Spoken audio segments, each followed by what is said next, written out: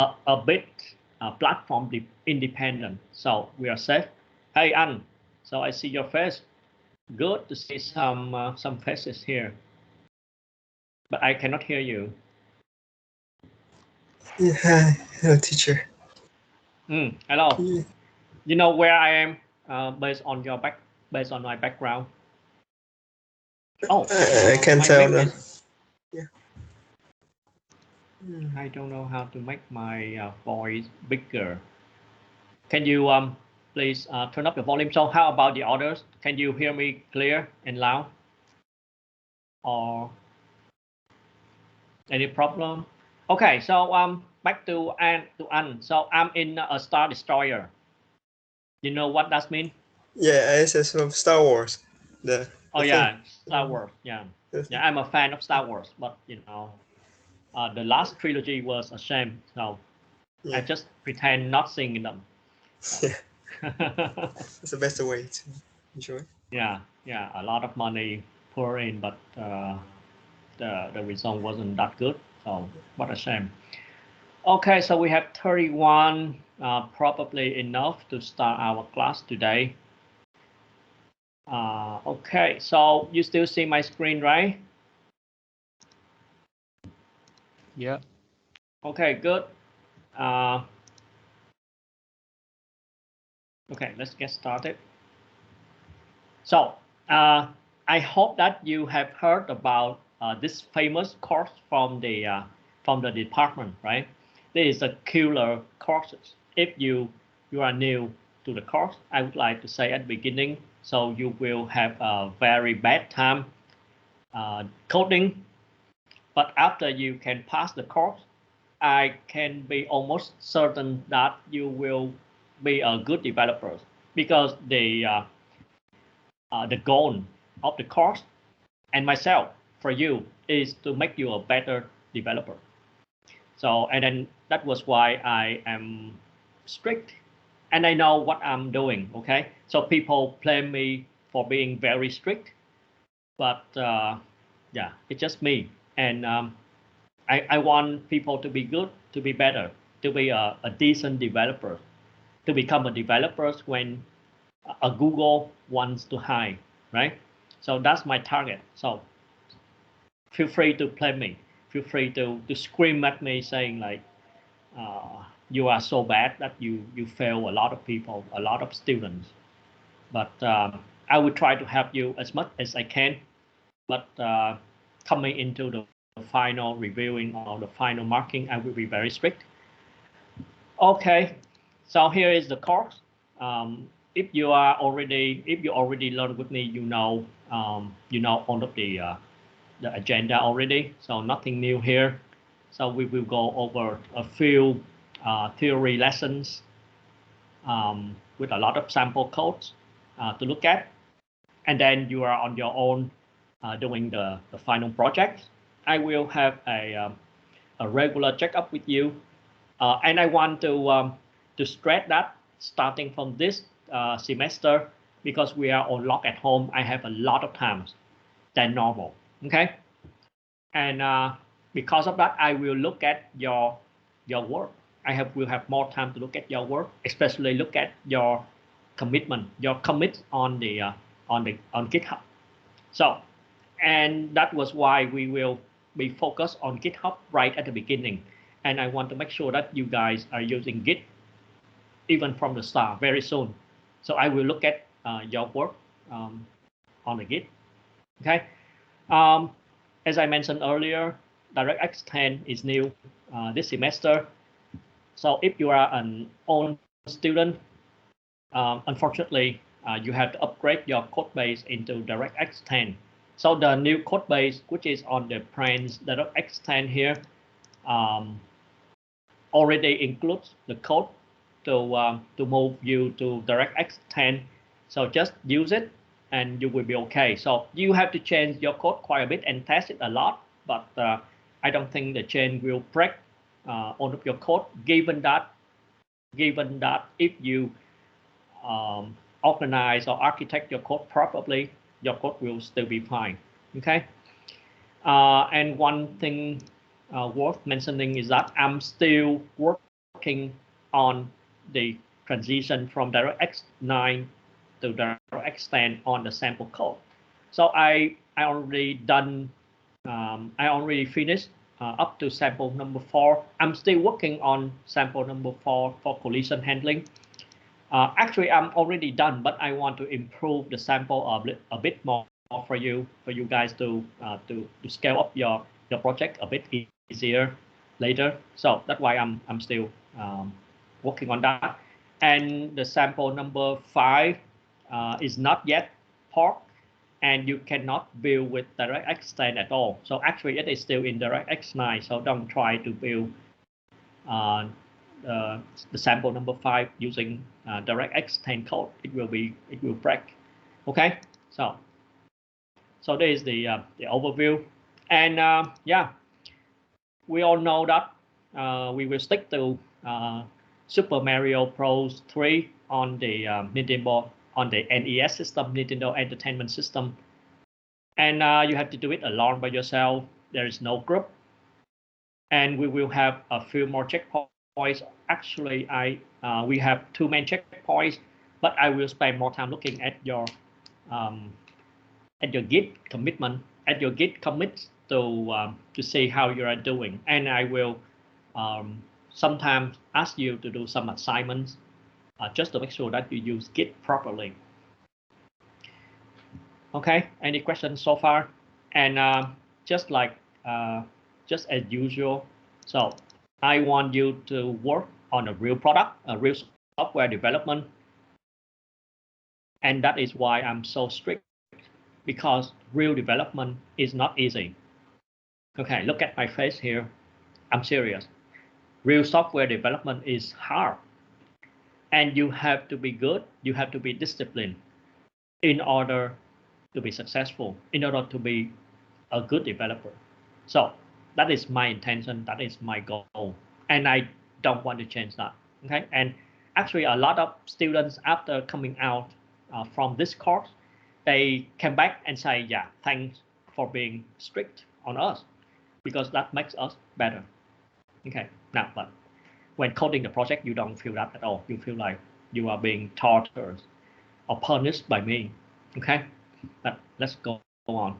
Any questions so far? And the last point is because the schools want us to have a progress mark and we have the final mark, but I don't want to split them.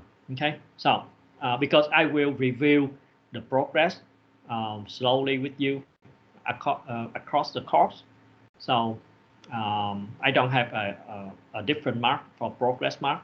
So I will give you just one final mark, and that will be the same as the progress mark. Okay. And yeah, I have to put in this slide. What a shame, but I have to say it nevertheless. So a lot of people, a lot of students have failed the course, and mostly because I would want to say, like, because they were lazy, really lazy, because I provide you the sample code. I chase you from every week.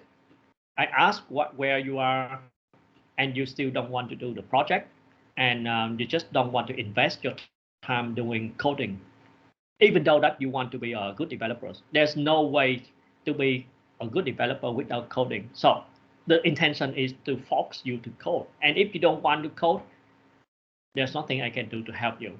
So a lot of people trying to ask this question around, hey, is there any trick to pass Mr. Dũng, or how to cheat him? If you can cheat me, that's fine. I won't be sad because of that. But but I try my best to help you.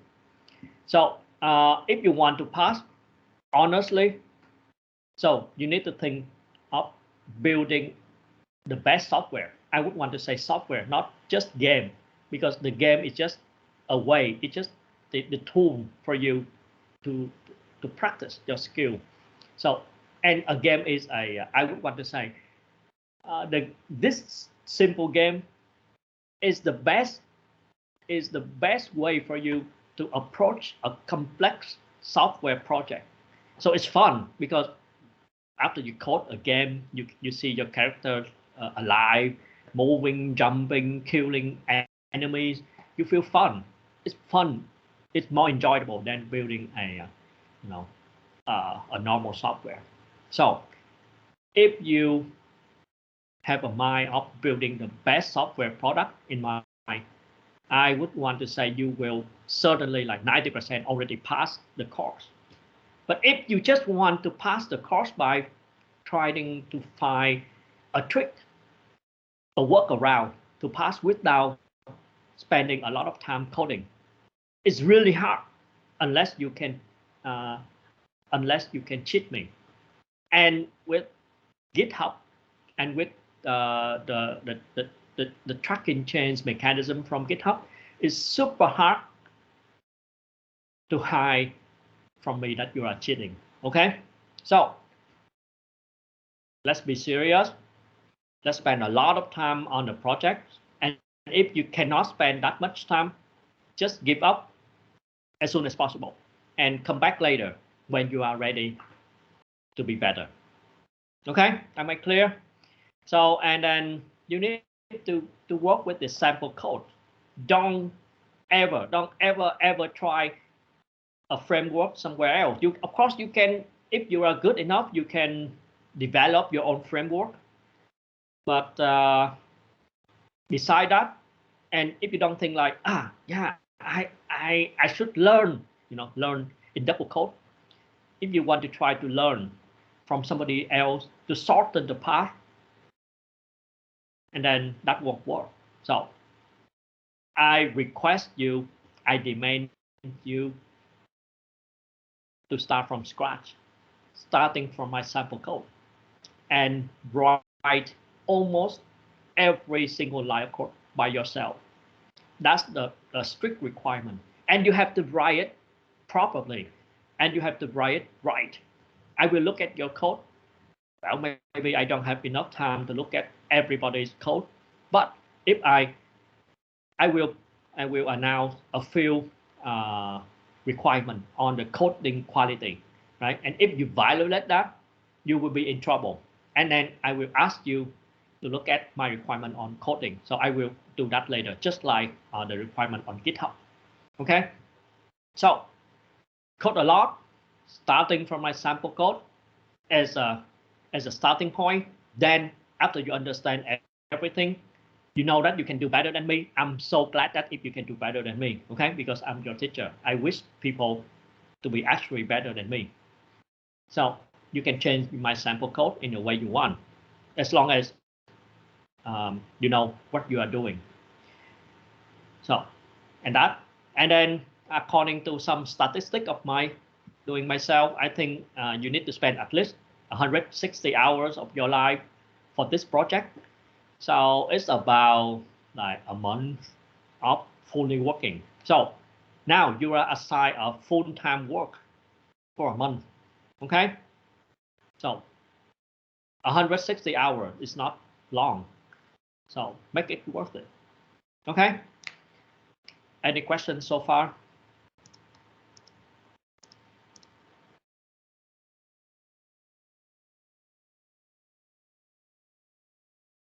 I feel like I'm the famous character from Star Wars. The guy with a black helmet. I suddenly forgot his name. Darth Vader. Darth Vader. Yeah, Darth Vader. I feel like I'm Darth Vader, trying to shout at some people. Like I'm a villain. Yeah, Darth Vader. Yeah, that's him. I'm sitting on inside my Star Destroyer, trying to destroy innocent people. Questions on the project? Anything? No? No question at all? So the new guys and the old guys have to build your code from the scratch. Yeah, right. Is that right? If you already learn the course, if you are the own guy, so keep using your current code, but you have to move your code to DirectX 10. All right. Okay. Thanks. You don't have to rewrite everything from scratch because Yeah. the game is the same, right? Yeah. Maybe I will maybe you have to write a bit more because maybe the second word that you have to put in is not the word that you already have, right? I remember last time we have work 1 3 and 1 1. Everybody has to do 1 1, work 1 1 here, right? But maybe this time I will choose another word for you to write. Good. Okay, now, so this is a new part of the course. So I'm so pissed at some students uh, repeatedly from the previous courses saying, "Oh, sir, I my computer broke down. I don't have internet access. I cannot do anything. I don't have time to push my code to Git. That was why I don't have so many commits on Git. So I will explain what is a commit on Git, but you don't see my working history, right? So I'm so pissed off that bullshit. I've got to say bullshit because using Git is actually very simple. And the funny thing about Git is you really don't need to have the internet access all the time in order to commit your code. So it has a mechanism to help you commit into local into a local repository. And then when you have internet access, you can hit a button and all of the commits will then be pushed to the cloud. And the history are still there. Okay? So I'll explain all of that later. But I just want to say like I was so pissed, I was so pissed of the funny excuse from some of the old guys, lazy guys, trying to copy from others' work and use that as an excuse not to have a proper Git usage. And I won't let that happen again this year. Okay? So we have to do Git correctly this year. And I will use Git to track your work. And if I cannot see your Git history properly, I kill you. You are dead. Okay?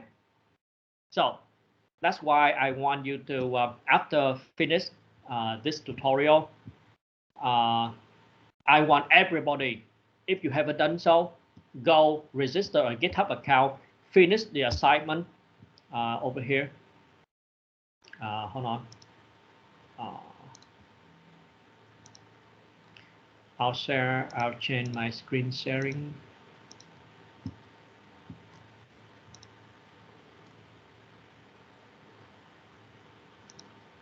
Okay, so do you see the Moodle screen of mine? So do you see the assignment over here, guys? So read it. Yes. So you just need to register a Git account, a GitHub account actually, create a repo. So I'll show you how to create a repo right now during this part of the lesson.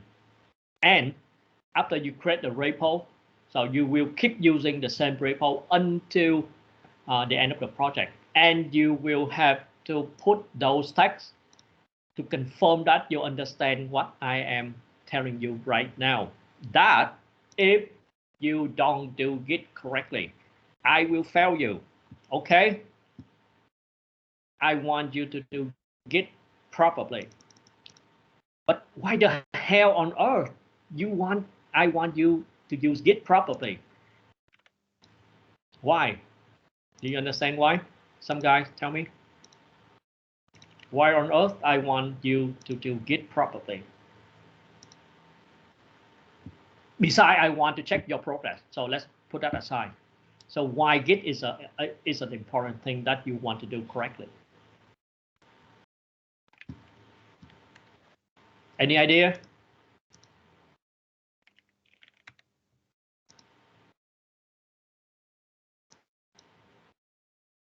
No? So we have to I don't know how to say, but we have to do that to in order to for you to check the process of our project clearly. Well, yeah, that's one of the reasons. But let's assume I don't want that. But why using Git is important, and why I want you to learn Git. We said Git is mandatory in a work environment, right? It is true, but it does not reflect the true reason why all developers around the world need Git, right? So Git is just a tool. So I'll switch to my slide over here. Of course, it is so famous, so well known that I feel like it is kind of not necessary to introduce you about Git myself, because you are grown up, you are third year students, and you know how to research already. But a lot of students, for some reason, they didn't do Git properly, and they didn't understand why I want to use Git, or why Git is an important tool. So it is true that Git is mandatory for work, but why people want to use Git? So look at the slide here. Well, so usually when you go to work, you work in a team, right? So a lot of people coding on the same project, and it is very likely that you will step on each other code. So for example, you have a file, a source code file. So you are coding at a one function over here, and your friends and your colleagues coding on another function at the other part of the file. And then if you don't have a source code management system, so if you send the file to the server, your file will override your friend's work. And how to merge the works of two of you, right? And even works. So maybe you and your friends are working on the same function, or maybe you accidentally modify the same line of code, and you were not aware of what you are doing. That happens quite often. So that was why people want to have a source code management system. And funny, so Git is not a source code management system is not something new. It has been there for like at least 20 years with a lot of early day system from Microsoft. But before Git, most recently we have Subversion, we have CVS, but still not enough. The history was funny. So a guy named Linus Torvalds, you know him? You know who is Linus Torvalds? Who's that guy? That is the father of Linux. So he's still alive, and he's working with Google. Do you see it's funny? So Linus Torvalds is the father of Linux operating system. So he's the real father. He's the guy who wrote the first Linux OS operating system, the first line of code, and published it to the world. And now Linux has become the standard of almost every single system, server system, even though on your phone is actually powered by Linux. So Android is an operating system built on top of Linux operating system. And in fact, it is using a Linux kernel. And even a watch these days, and even Mac OS, even iOS and Mac OS are actually based on Linux operating system. So that guy, that super mind, that guy, he's so talented. And then he is leading a team with Linux kernel development. And then everything went into chaos when there are like literally thousands of developers around the world trying to contribute work into the kernel. Everything is so chaotic, and people had to spend a lot of time managing the overriding and stuff. And he was so pissed, and he said, "No, enough, stop, that's enough. So I will write a new software to help solve the problem." And now that was why Git was created or invented by him. You see how crazily talented himself. So he invented Git, and he invented the way he changed the way source code management system works from the ground up, right? So previous system like SVN or CSV stuff like that, they don't really have a concept of local repositories. And now he introduced that, and he introduced a lot more advanced features that really helps in the work of Linux kernel development as well. But we won't learn them because we just doing, you guys are just doing my project by yourself. So we won't touch those advanced features, but just the story. And now, you know what Linux is doing with Google? It was a nice surprise for me to know the actual work that Linus is doing in Google. Can you imagine he's doing in Google? So he's doing nothing. He's doing whatever he wants. So Google pays him like a tons of money, like millions of dollars per year, for him to do whatever he wants, to change the world, right? You can see clearly that Git was invented by him, and he changed the world, the same as Linux does. So pissed off at something not working, make a change, and here we are, we change the world. So, well, that's enough for moral lesson. Well, the most important things for Git, besides trying to prevent collision between developers, are change tracking. So by looking at the change you make, so you know what you have done, and then that helps you to track back all the mistakes that you may have made during your coding, right? And more importantly, if you look at the change, so you know who did the wrong thing, so that you can correct them and understand why they did that, right? Okay, so that's about the Git, and Git is actually an open source system. So basically, if you have a server, so you can download the Git server, and then you can host it on your server, and now you have a Git system, right? But these days, cloud are everywhere, right? So Microsoft has a GitHub system. Previously, GitHub is not GitHub does not belong to Microsoft, but Microsoft bought them a while ago. That was why this day we have GitHub integrated by default into Visual Studio 2019, right, like we are using right now. And another famous Git provider is Bitbucket from Atlassian. So, but let's stick with GitHub from Microsoft because it is integrated by default into our development environment. Any question, anything you want to share with me on the Git story? Understand? That's a coder starter pack. Yeah, great. So now, do I really need to go back to the to these basic guys? I feel like I'm doing some unnecessary work here. But anyway, so let's go on. Okay, so very basic thing. I won't touch any advanced feature that you may really encounter later on when you go into the real world.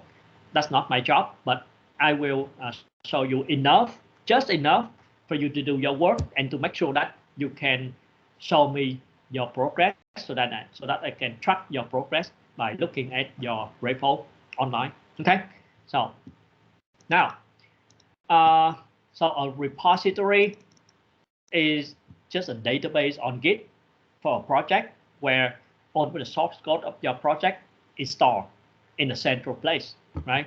So again, a repository could be a remote one, right? Just like on GitHub or on Bitbucket. And a local repository is actually stored inside your computer on each developer's computer. So, and Git has a magic way. I would use the word magic because I cannot really imagine how they can sync the database between two of them. It's very complicated. And the guy who invented the mechanism must be super talented. And it's math related as well. So a lot of algorithm needed to make sure that they can sync nicely. But somehow they make it happen. Okay. So, but we don't, we won't be worried about how they did it. Just use it. Right. Fantastic. Okay. So they will help us sync the local repo and remote repo in a nice way. So that they are all in sync. So that was why you can keep, you can do all of the things locally, and then later on when you have access to internet, you can start doing the sync by either push your chain or pull the chain from others back to your local repo. But since you are doing mostly by yourself, so you don't really need to pull others' work because just you and the repo. Here, just a little visualization of how everything works. So we have the remote repository. So for each project, usually we usually use one single repository, or we call central repository. And then if there are many contributors to join the project, so each contributor will have a copy of the repository on his or her computer, right? And here is the workflow of Git. So we have the source file, right? The source file inside your computer. So you will commit changes to a local computer. So what is a change here? So a change is just when you add a file into the repository, so you make a change. When you delete a file from the database or the repository, you make a change. Or you modify a file. Even you modify just one character of the source file, you modify a file, and that is a change. And there is a concept of a state changes. We will come back to that later. And you are working on the source file, you make changes. And when you are happy with the changes you make, not actually the full, a lot of changes. So usually we want to do a little small changes, and then you commit the changes into your local repository using a git command. But don't worry, we won't do any git commands in here because Visual Studio has a visual tool for you to do that. So I'll show you. I'll do a demo for you right after this. Okay, now back to the concept. So I want you to use Git properly. Okay, what does that mean?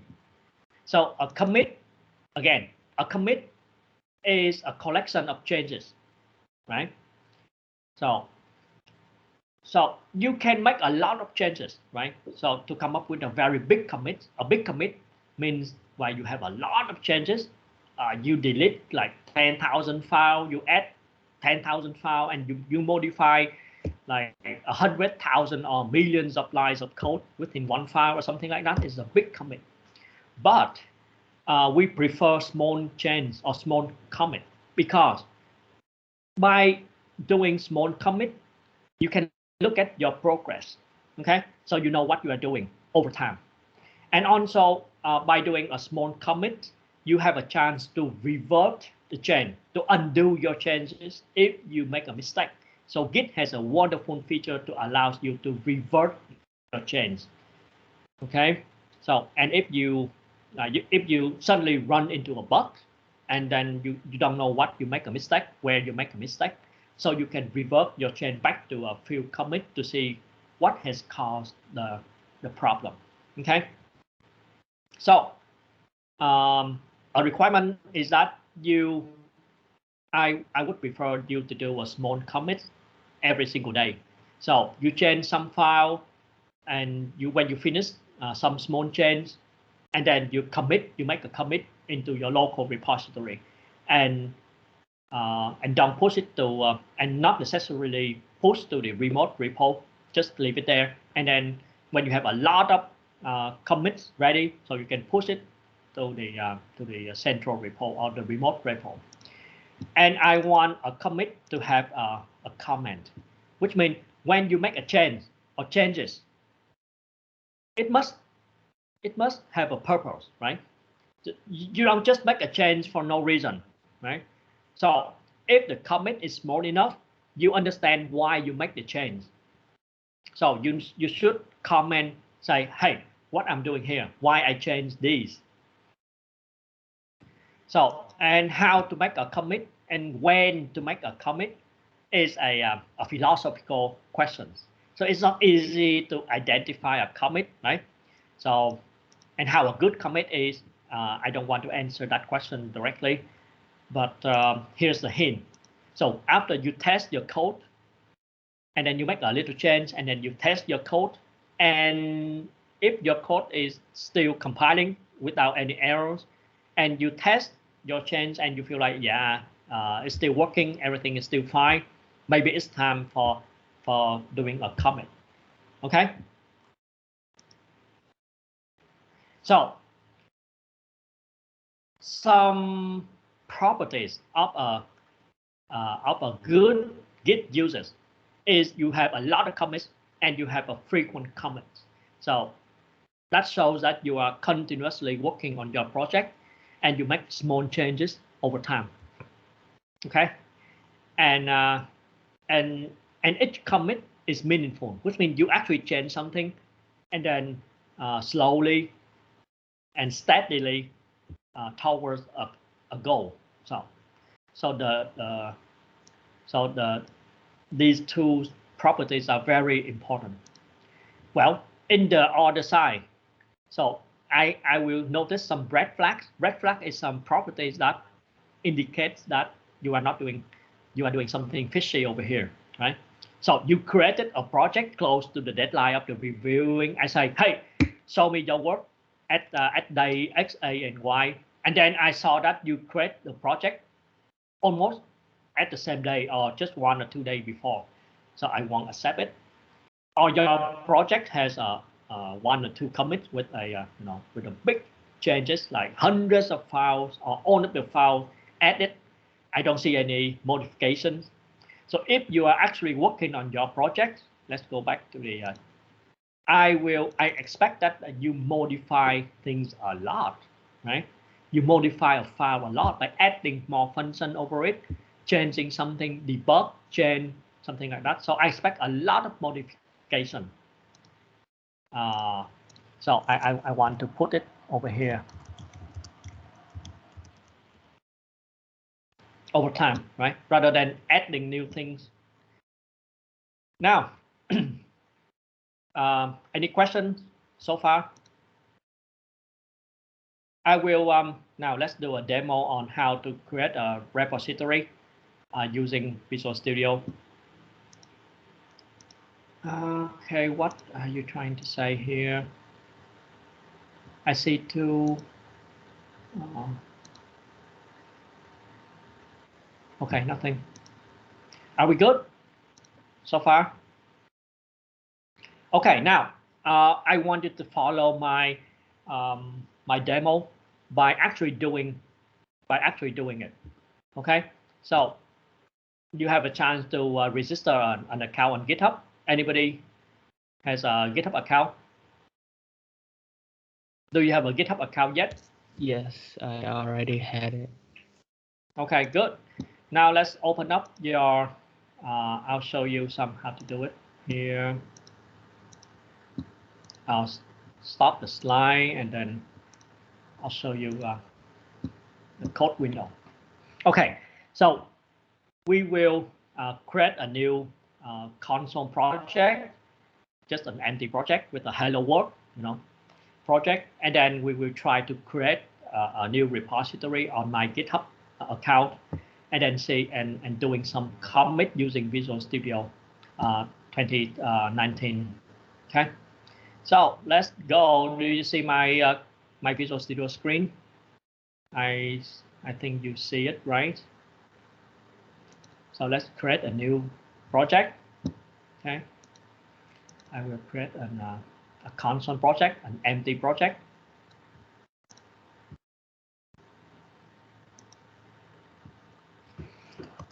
Choose Git sample, and then I'm going to create project.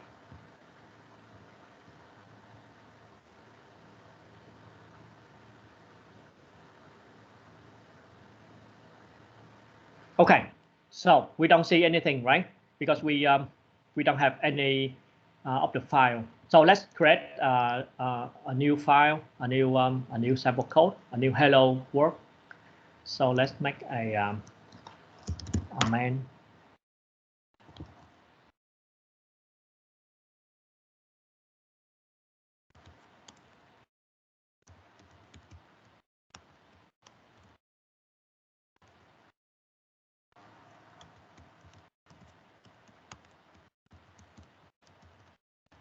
Just very standard stuff. Okay, I will type very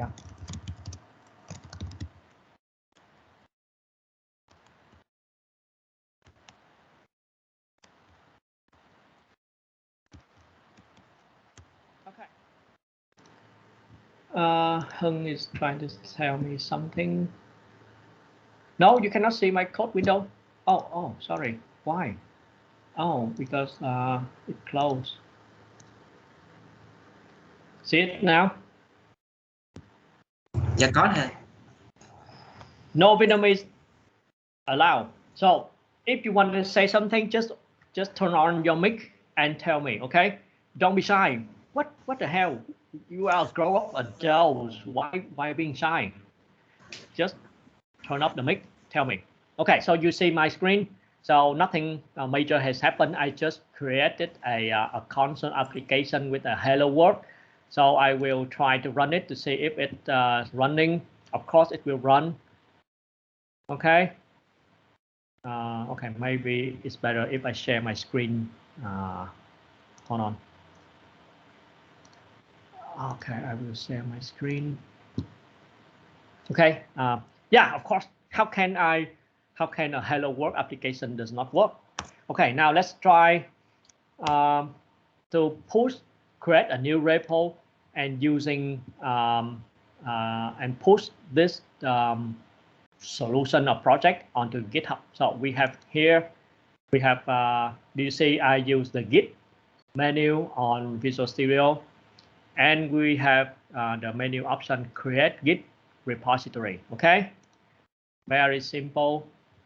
Okay, so because GitHub is an integrated part of Visual Studio, it is very easy. So previously on Visual Studio older versions, we had to use SourceTree, a very popular Git client to do the Git stuff. But right now everything is committed. So if you already have an account, so it will display here. It will be displayed here with the username and stuff like that. So if you don't have an account, or if you haven't connected your GitHub account to your into your Visual Studio environment yet, it will display a button for you to link to your GitHub account. You just click that button, window browser will be open. You go there, log in, and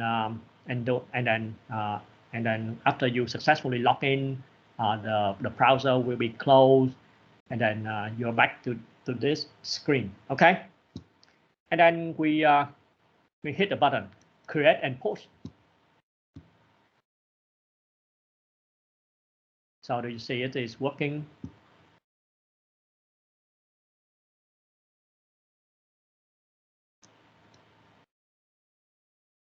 Oops, what I'm doing.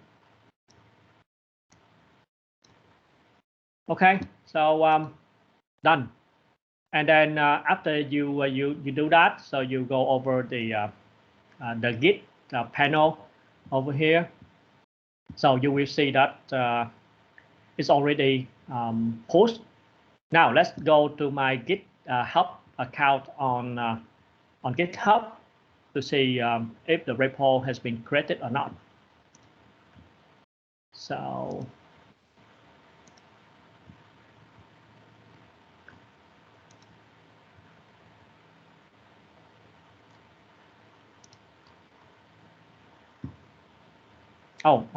maybe I forgot to post.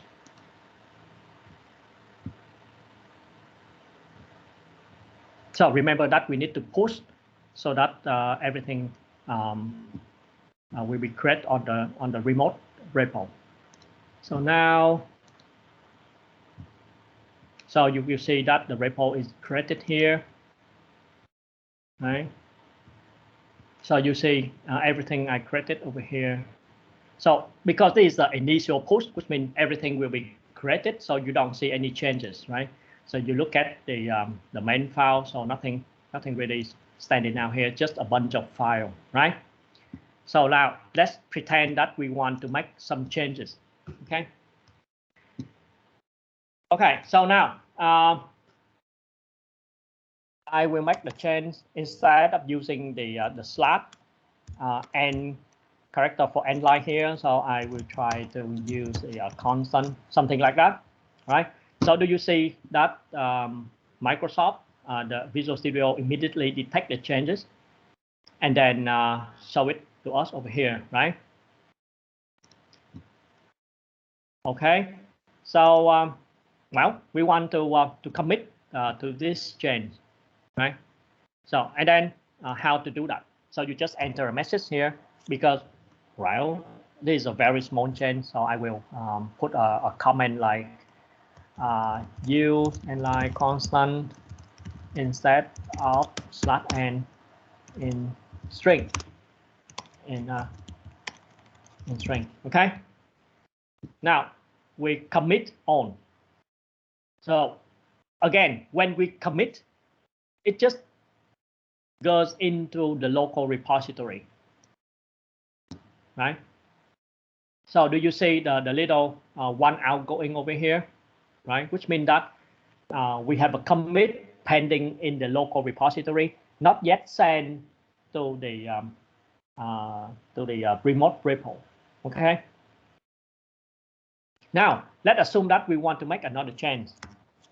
What do you want to say? How are you? Are you fine? Are you doing? Just for the sake of making changes. Now, so you see that I have another change. Bring another string onto the screen, right? And we commit. So now we have two outgoing. So and if you click onto this, you will see that it will show you the changes locally, right? So and then you click here, you see that you see the changes over here, and then you can actually double click on the changes on the change to see what has been changed. For example,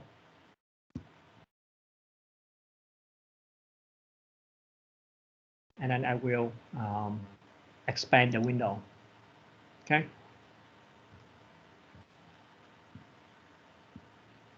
Right. So you can see clearly that what has been changed.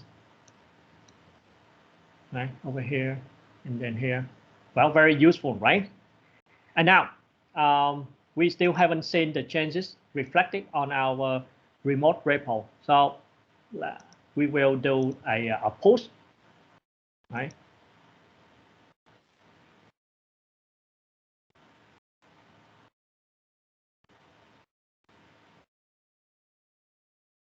Do a push, right? And it's done. Okay. And now we can refresh. So you can see that the change will be reflected here, right? And if you want to check the commit, so you can go over, oops, you can look at the commits here, right? So you see on 4 commits, and you can click on each commit to see what has been changed here. So, right, very useful to track changes. So, the last thing, if you are making a lot of changes, you can actually be able to select the changes you want to push to the remote repo instead of pushing all of the changes, right? And that is another useful feature of Git. So let's close the window here, close the window here. Let's say I want to add a new class, right, onto the system. Let's say the class is named a rectangle, whatever. Just for the sake of demonstration. Rectangle.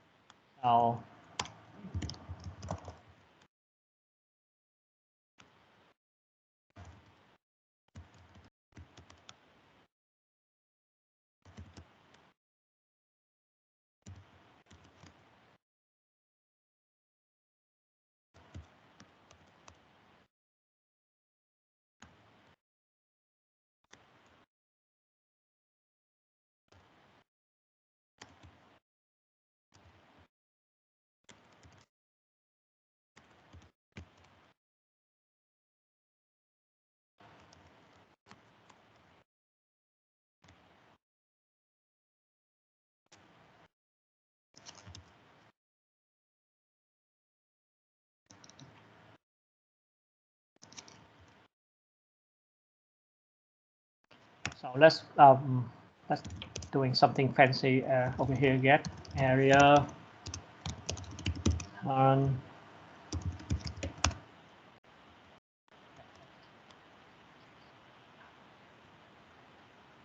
Okay. Did I miss anything else? Why I see? Okay. Let's see if we can compile it. Did I do anything wrong here? Return. Yeah. Now let's try to build.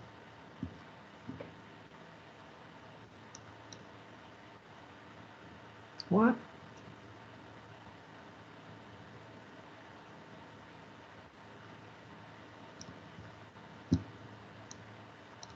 Okay, so I can successfully compile the project, of course. And over here, I will include the class. And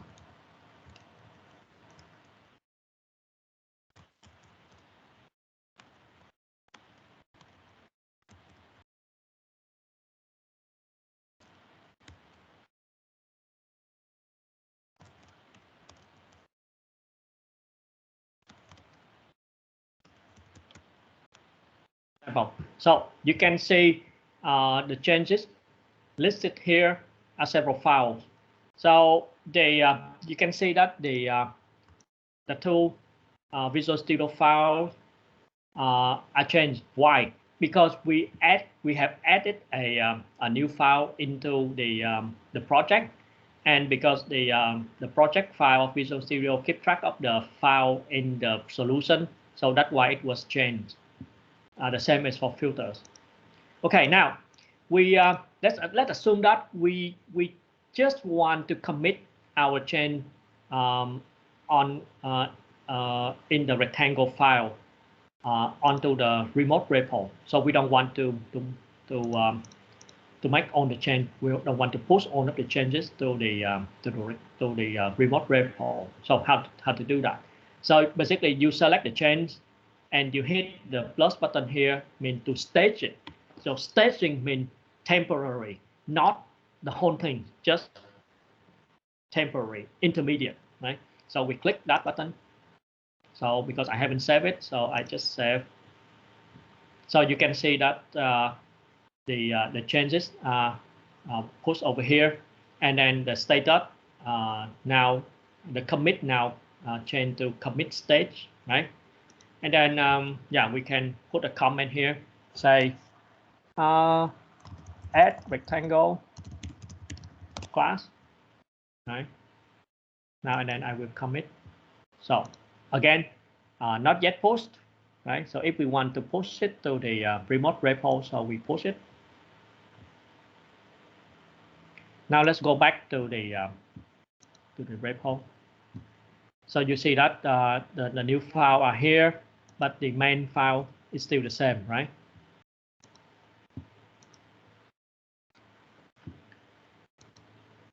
Okay. Yeah, I think that's it for a very quick Git tutorial. So I think I want you to do the same thing, and then let's check some of the whether you can do it by yourself. Okay. I will stop sharing my screen here. So I will answer some of the question. Is DirectX 10 is easier than DirectX 9? The actual question is not. It is a bit harder, a bit more complicated, because actually DirectX 10 has evolved quite a lot from DirectX 9, and yeah, but fortunately most of the hard work I have done it for you. So if you look at the number, if you look at the sample codes, so I already wrapped most of the DirectX 10 code inside our little framework, so you should be good. Visual Studio 2019 is mandatory, yes. Okay, so I think Sir, I have a question there. sure. So I have to uninstall my VS 2017, and then I must install VS 2019, right? Because You don't have LSC. to. I don't think Oh, you have to, because you can have two versions in parallel. oh, okay. You just install 19, and then it will exist alongside with the old version. No problem. Okay. Yeah, thanks.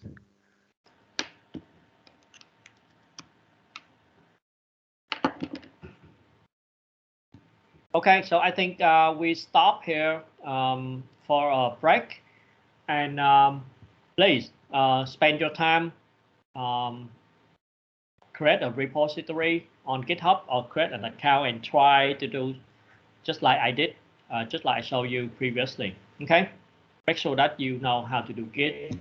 And now, and after that, I want you to go over the course web page here. Let me share my screen again. And finish your assignment today, if possible. Okay? So if you haven't finished this exercise, so you will be in trouble. So try register a GitHub account now, push something over your repo, and then send it to me. Create a repo, send it to me, and don't be worried, because you can modify your repo anytime. So you can create a file, you can delete a file, doesn't matter, but just create a repo, okay? And put something over it. Yes.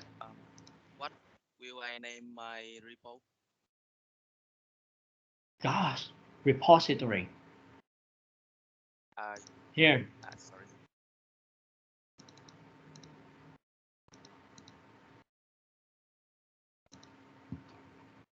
It's a software. Yeah, I show you my screen again. Man, you didn't pay attention. No, I'm asking what will I name my repository to make the link so I can send the text file? Well, No, you can choose any name you want. Fancy name like Mario the Super, or you are the Super, or Darth Vader, whatever name you want, as long as it is a valid repo and you will use that repo from now on. I'm good.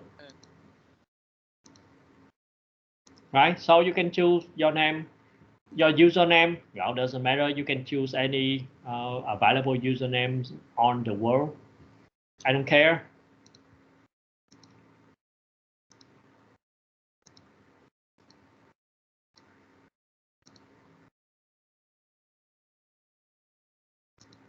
So finish the assignment now. Okay.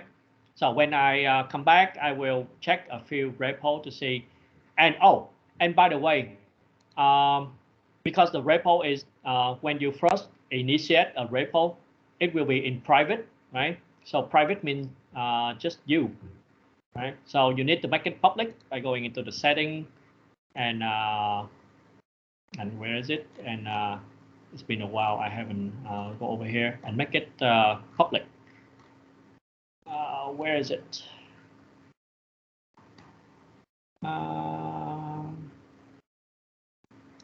Okay, upgrade. No, I don't want to upgrade.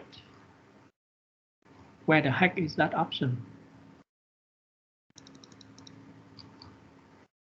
Okay, should be.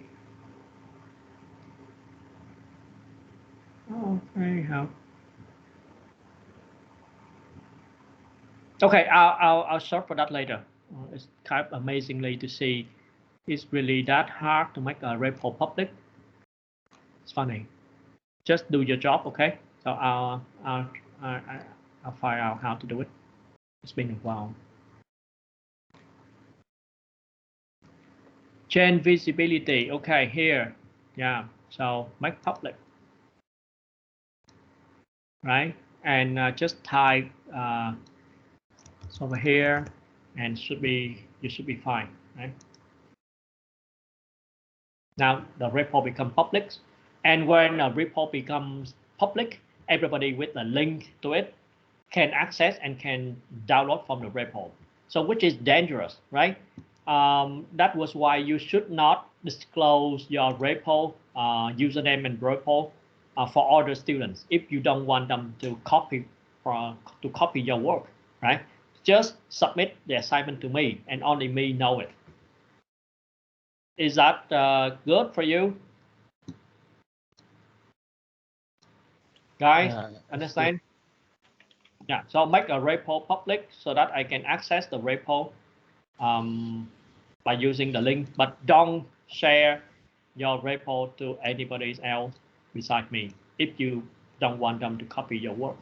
Okay, so I leave it to you to try, and I'll be back in about like Teacher, I have a question. Go ahead. Teacher, I have a question for you about it. Sure. Ask. I read the confirm in the course, and I see your right. I understand that if I fail to complete with the Git Comply. usage, Yeah. comply with the Git usage requirement, I will be fail the course. Instead of my project result thì if I don't you Git like you doing, I use another Git GUI or the different software to manage my project like Git Bash or Git Karen. It It is is the fine. matter. It is fine. Doesn't matter. Using Visual Studio integrated GitHub plugin is easier. But if you get used to other Git client, use it. I don't care. Okay. Yeah, because the requirement on Git usage is not on using which client, right? It's about how you create a commit, the quality of the commit, and the progress I can see by looking at your comments on the repo. Got it? Okay, good question. So Git client doesn't matter.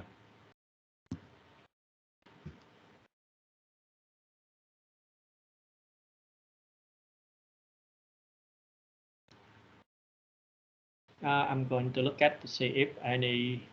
Oh, we have 4 submissions already. Good.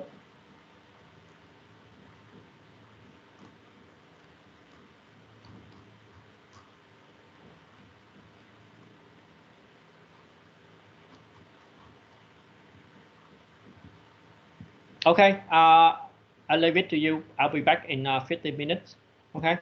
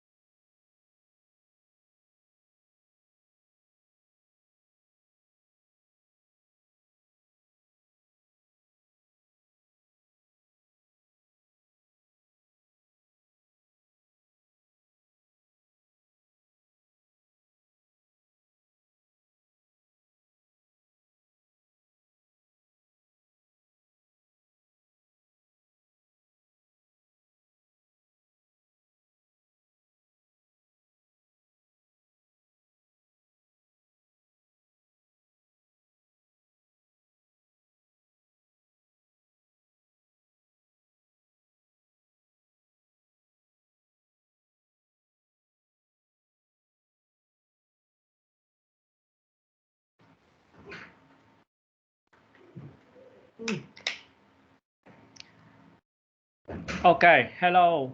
Can you hear me? Man, just take a look at some of the stuff that you share me. It's like, I feel like, gosh, do you really know on how to follow an instruction? Gosh, how can you not understand my intention here? Okay.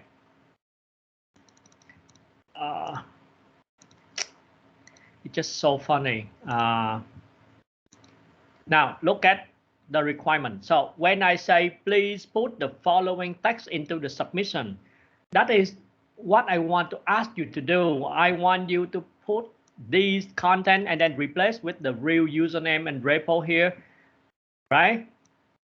And why do some of you just copy the whole stuff over here and post it and consider it done?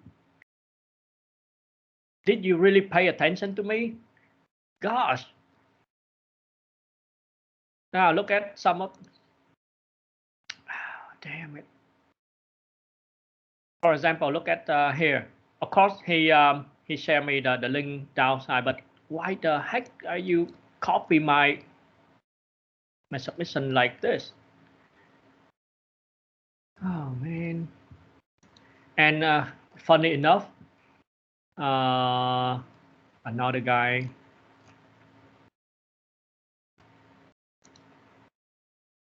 Here. Khan, are you there? Khan. Yeah, I hear. What are you doing here? So I I just, want you to create I a just, GitHub account. I just remove my submission. I need to install Visual Studio 2019. But why do you post if you haven't done that? It's fine. But why do you submit content like this? I just remove the submission teacher. Okay.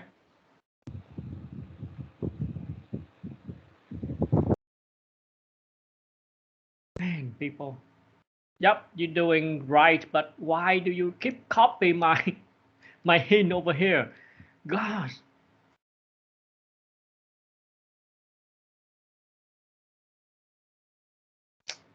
Okay. Yeah, you guys are just don't pay attention. I'm so upset.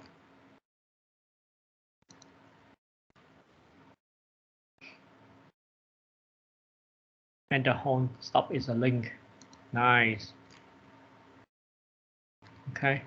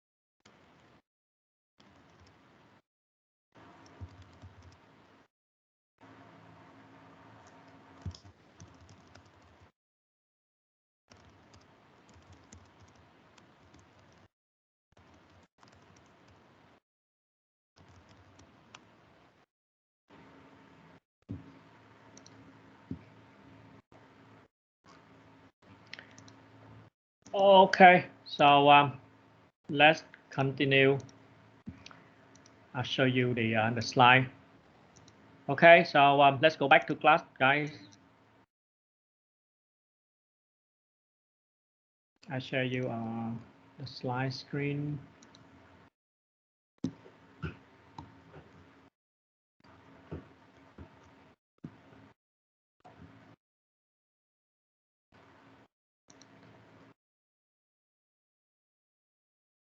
I can see a lot of people haven't finished the assignment.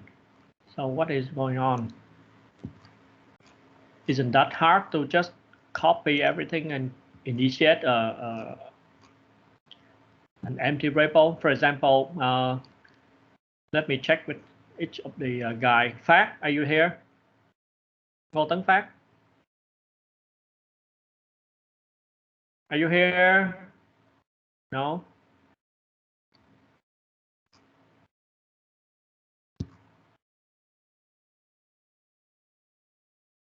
Huy, I think you are an old guy. You should know how to do it correctly, right?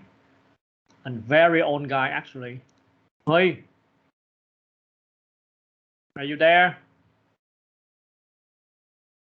Phan Vĩnh Huy.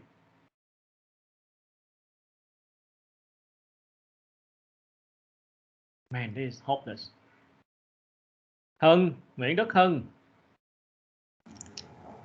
Hi, I'm here. So why didn't you finish the assignment? Create a GitHub account. Just Yes, I'm going to do this right now.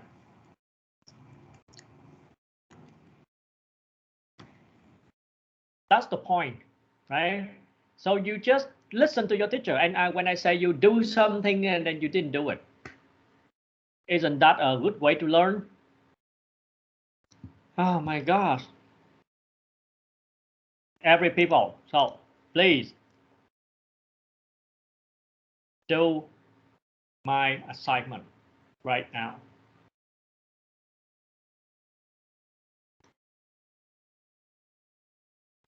Okay, I'll give you another 5 minutes to finish your job, and then we will move on to the next part of the lesson.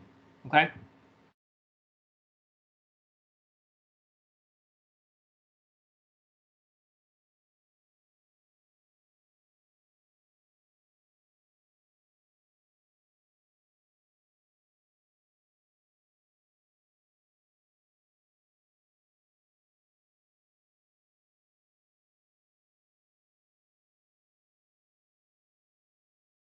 Oh, and one more important thing. Because we are learning online, right? We don't have room capacity limitation, so we can host a lot of people inside a room. So it is my intention to actually merge the two classes that I'm teaching this semester into one class, so that we, instead of waiting for 2 weeks to learn a new lesson, so we will try to speed up the theory lessons so that you can finish all of the theory lessons very quickly, and then spend the rest of the time on actually coding and doing your project, and I will spend time reviewing your code. Okay, so with that in mind, so this week and next week we will do as usual. So this week it's your turn. Next week another class turn as usual, but the week after next week both classes will start learning at the same time. Okay, I'll make an announcement with the other class as well, and then we will finish all of the theory lesson very quick within 2 or 3 weeks, hopefully, so that you can spend the rest of the time doing the code and ask me question on how to fix things rather than focus on the just the theory. Does that work for you? Anybody has an objection to that plan? Nope, sir.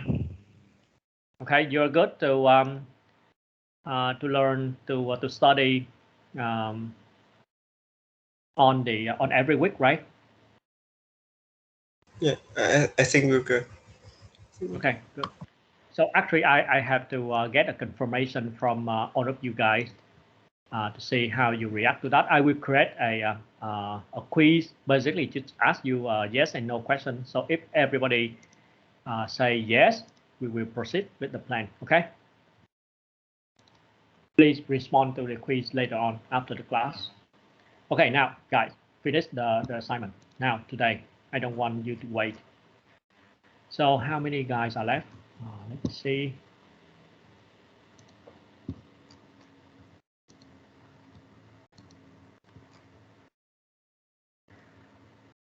So we have 42 guys and already submit 29, 27.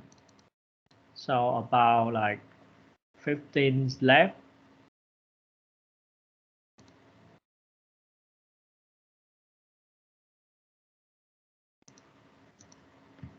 See, I have questions.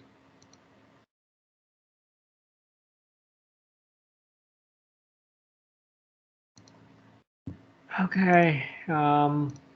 Hopefully everything's gonna be good. Let's see. Refresh. Still 27.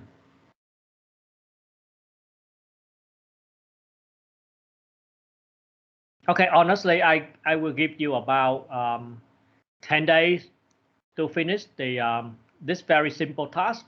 So after 10 days, if you cannot come up with a proper Git repo, consider yourself out of the class. Okay, 10 days for this simple fucking assignment, and you cannot finish it, and you'll be in big trouble. Okay, sorry for the language, but you know I cannot be not to be angry. I cannot not to be angry if you cannot finish this simple task in 10 days. Okay, so let's move on. Okay, so now so the next thing I want you to I want us to do is to actually get the first the first sample source code and run it on Visual Studio 19. And without downloading the whole solution from GitHub, just copy the main CPP file and initiate a project. I'll show you how to initiate a project so that you can, if you are running into trouble, you know what to do rather than just, blindly copy my solutions, Visual Studio solution from Git, and then hopefully it will run on your computer. Okay. So now I'll share my screen, my Visual Studio screen again. Okay, Visual Studio screen. Here it is. Oh no. Okay, I will create a new project. So do you see my screen?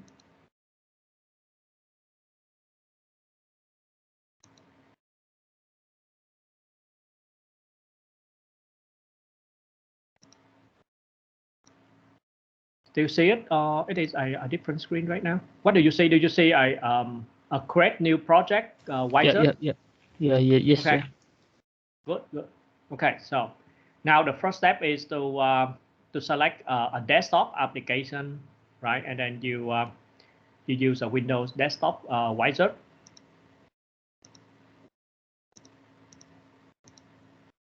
Right?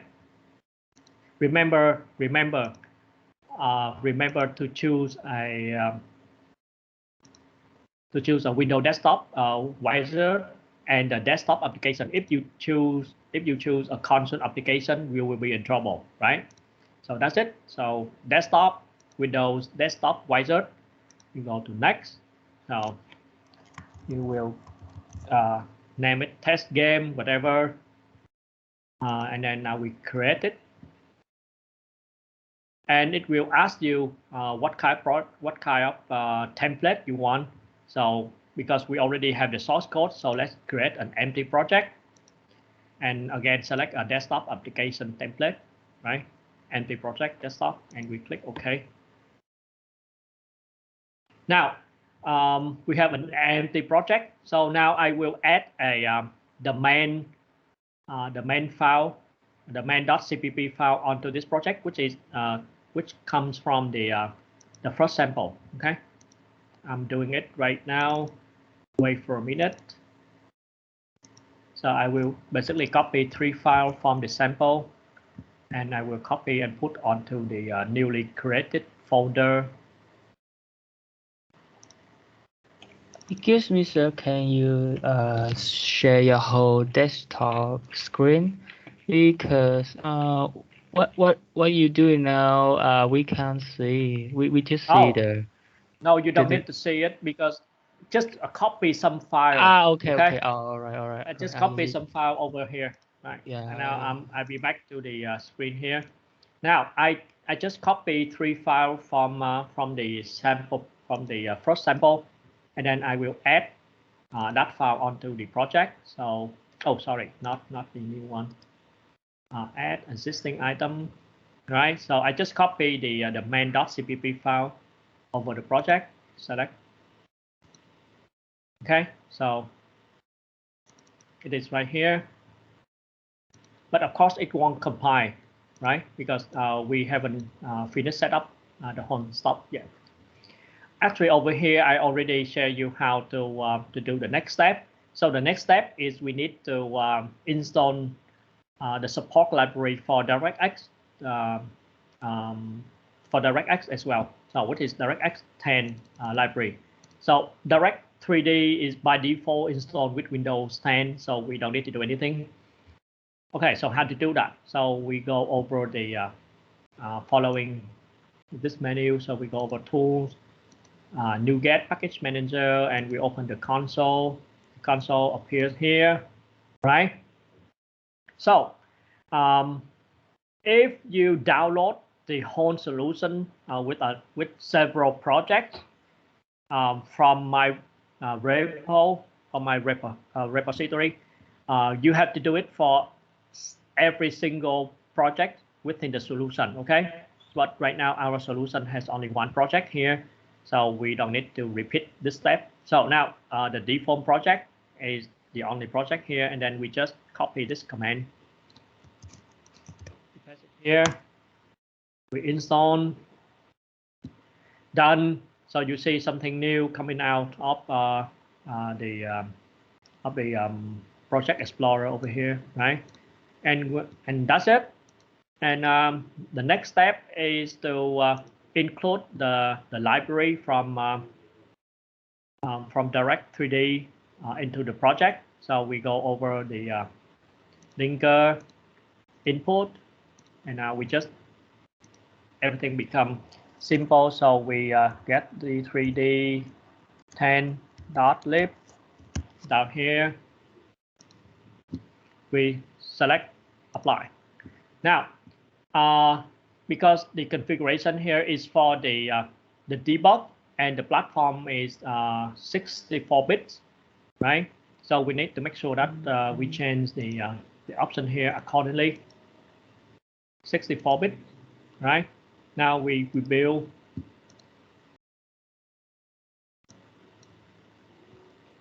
Right, so there is no, we have built successfully. Now, another thing that I want you to pay attention to is because if you don't select the output by showing only the build process only, and actually if we want to show the error list over here, so because I have select the error coming from the build process, but if I select it to include the IntelliSense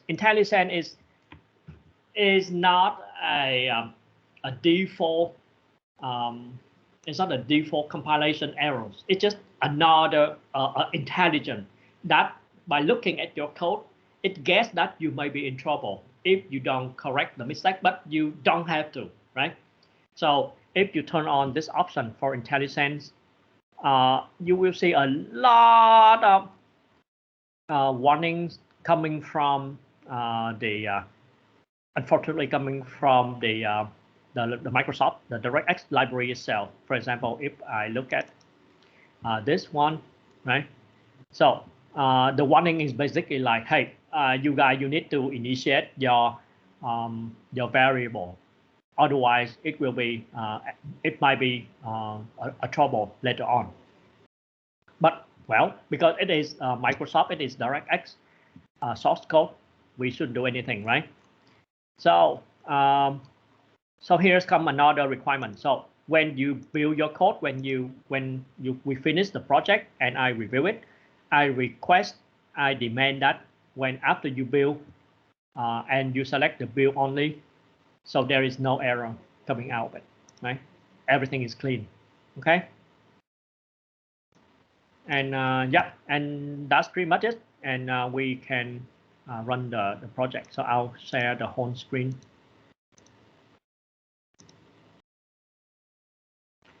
Okay, I will run and it will run. Okay. Okay, so I want you to repeat the same thing and see if you can do as I did, right?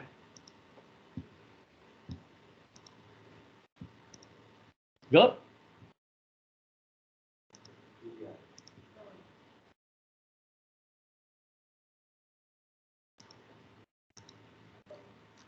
Hello. Yeah, it's pretty good. Yeah. Not actually. You have to try it by yourself. I want everybody to confirm that you can successfully create a project and and can compile and build the first sample without any trouble. Try it, please. So we have to clone all your repo, and I think it's in the intro, right, Mr. Jung? You don't have to. You just need to copy the main CPP file. Yeah. Okay. Basically, if you go over the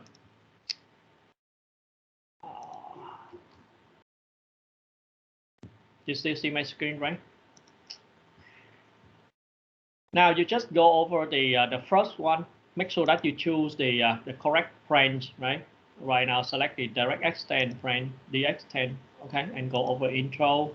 So just download these three files, brick and main, okay? Download these three files and copy it. And now try to create a project based on these three files. Now do it.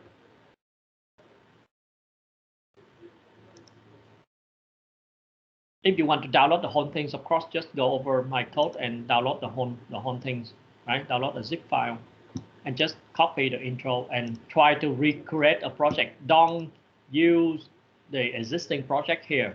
Don't use it. I want you to know how to initiate everything from scratch, as I did, just as I did. So you can see I have provided the step here, summary of step here for you to remember. Okay.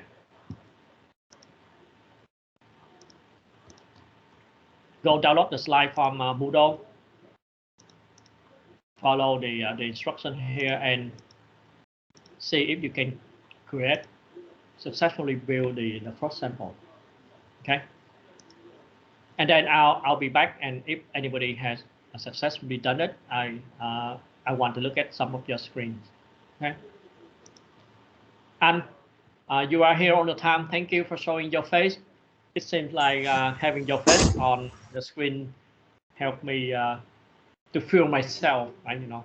Feel like I'm talking to somebody, not to a wall. Hey, can you do it, guys?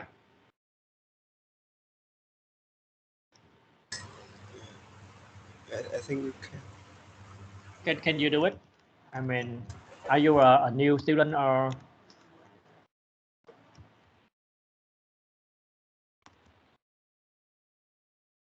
So you are basically a new student, not really new, right? So is it the first time you have learned the course, or you have studied the course, or It's my second time? It's not my first. It's not my first. It's like a third Okay, time. great. My third time. Yes. Okay. Okay. Twice. Thank you. Thank you. I mean, thank you for being patient and trying to learn it as best Thank as you you. can. Okay, thank you, Nam. Seeing your face is good too. I Handsome tried face. to fail this time. So I'm Darth Vader, running the Star Destroyer. Okay. Oh, your background is also good. So like the medieval area, right? I'm not sure where Yeah, it is. I think this is a village from Attack on Titan. Yeah, I don't know, but it's quite similar. Yeah, fabulous. Yeah, the medieval area, age, medieval age. where people just use sword and spear and arrow, bow and arrows to fight each other. You know, a lot of games. Okay, so now again, trying to build a project, please. So because it is new, even old guys, please try it. It's much easier than DirectX 9 actually, because you don't have to declare all of the include files and then library files and path and stuff. Everything is already included in Windows 10, so the process is actually simpler. But coding DirectX 10 is a bit more complicated. Okay, if anybody have finished, show me your screen. And yeah.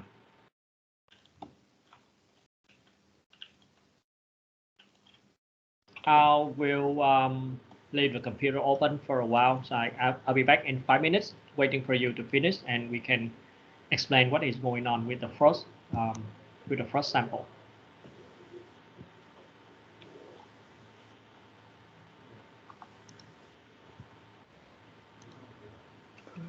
Now, again, this DirectX 10, I have only been through up until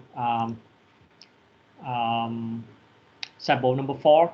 But the good news is I have implemented quite a bit more on Mario status, like running, sitting. So I'll show you guys a little bit over here for the old students. Here, so this is the new sample 4, right? So Mario now can run, brace, right, and can jump very high. Run, right.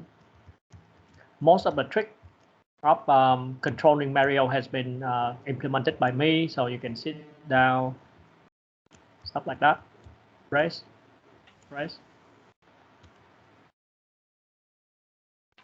Well, so you have less work to do, a little bit less work to do on your project based on this.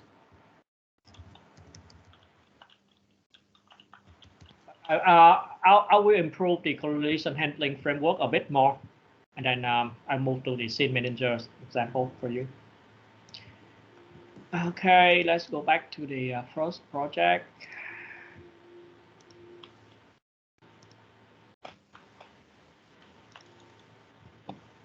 Still running good.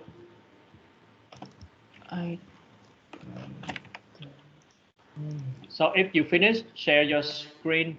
And I think the best way is some of you redo what I did on how to create a project from scratch, and then make it work, just as I did, right?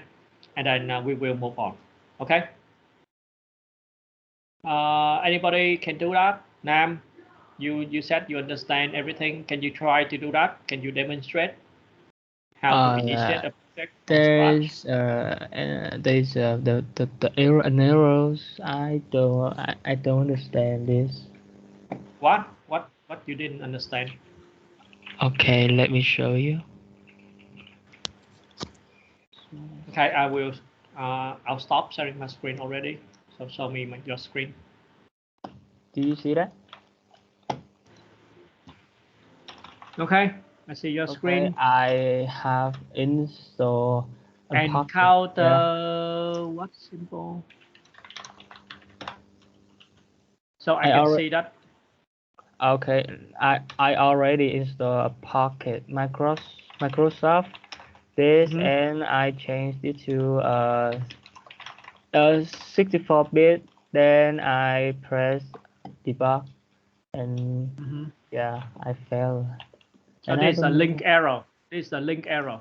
It's simple. You forgot the step of including the direct 3D 10 library. Right click on test game. Right click on test game. Properties. Property. Now select linker on the left. Linker on the left. Yeah. Expanded input. Click on the first line. Edit. Yeah. Now include d3d10.lib.lib, d3d10.lib. Library. Yeah, that's it. That's it. No, nothing else. Later. Okay. Those things will be added later. Yeah. And okay. Apply. Apply. Okay. No. Let me Apply do again. that. Yeah, I already did that. Yeah, it's running. But I don't see anything. Oh, because you forgot to copy the texture. Oh, the texture. You mean this? Okay, 2 of this. Yeah. Alright. What the hell? Man, can you just download the whole zip file? Okay. Okay, it's fine. Okay, it's fine. It's fine.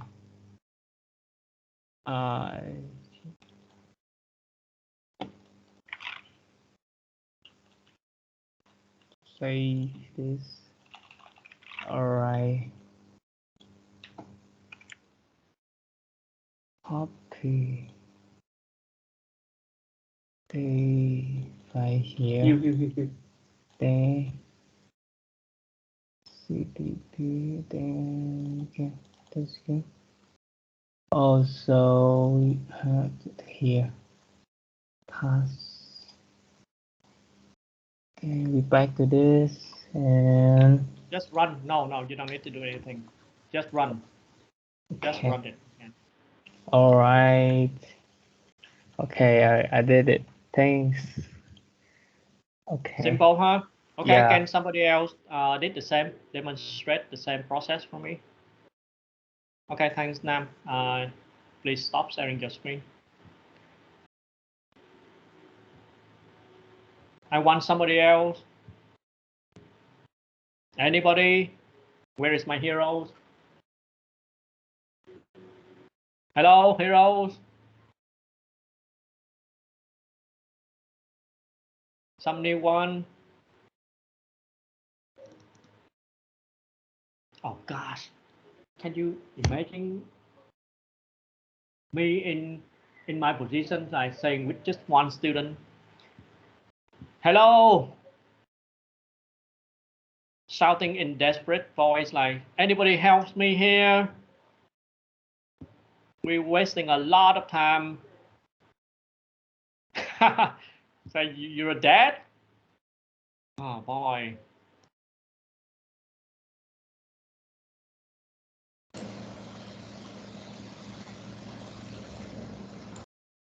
Those are very simple steps.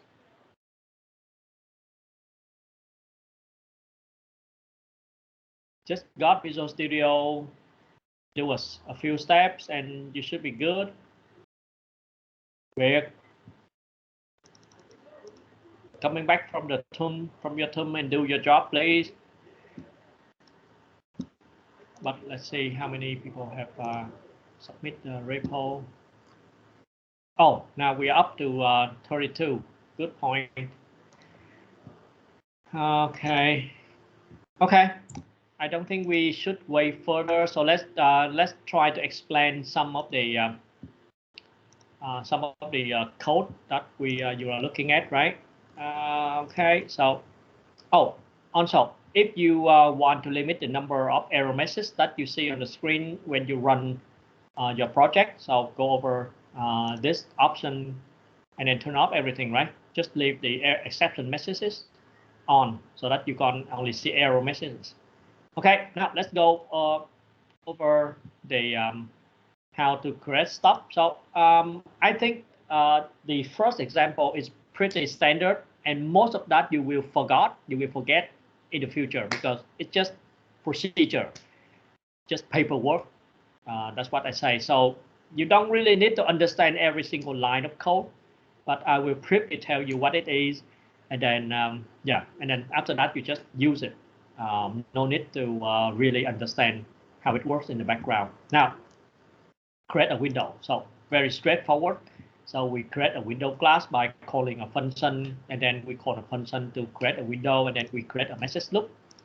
So creating a window class is just like, because we can create in a normal Windows application, you can create many windows of the same type, very similar window. For example, you can open many PowerPoint. Oh, by the way, are you still seeing my screen? No, sorry. No. No, sorry. Yeah. Let me share my screen again. Teacher, I need some help. Okay. Thank God. Show me your screen. Yes.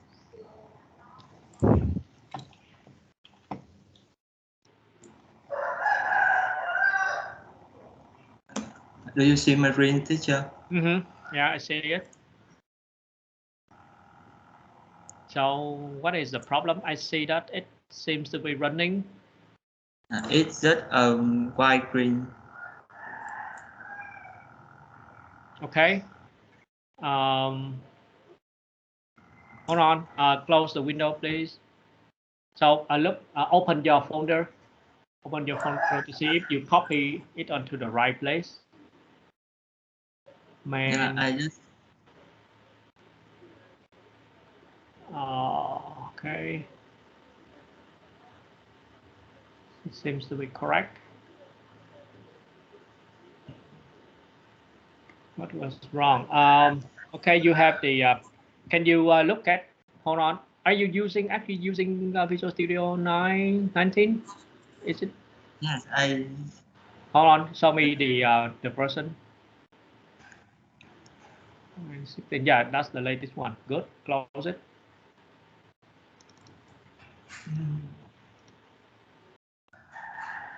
So nothing is wrong with the source code, of definitely just something that you did not do it right. So can you right click on the game sample?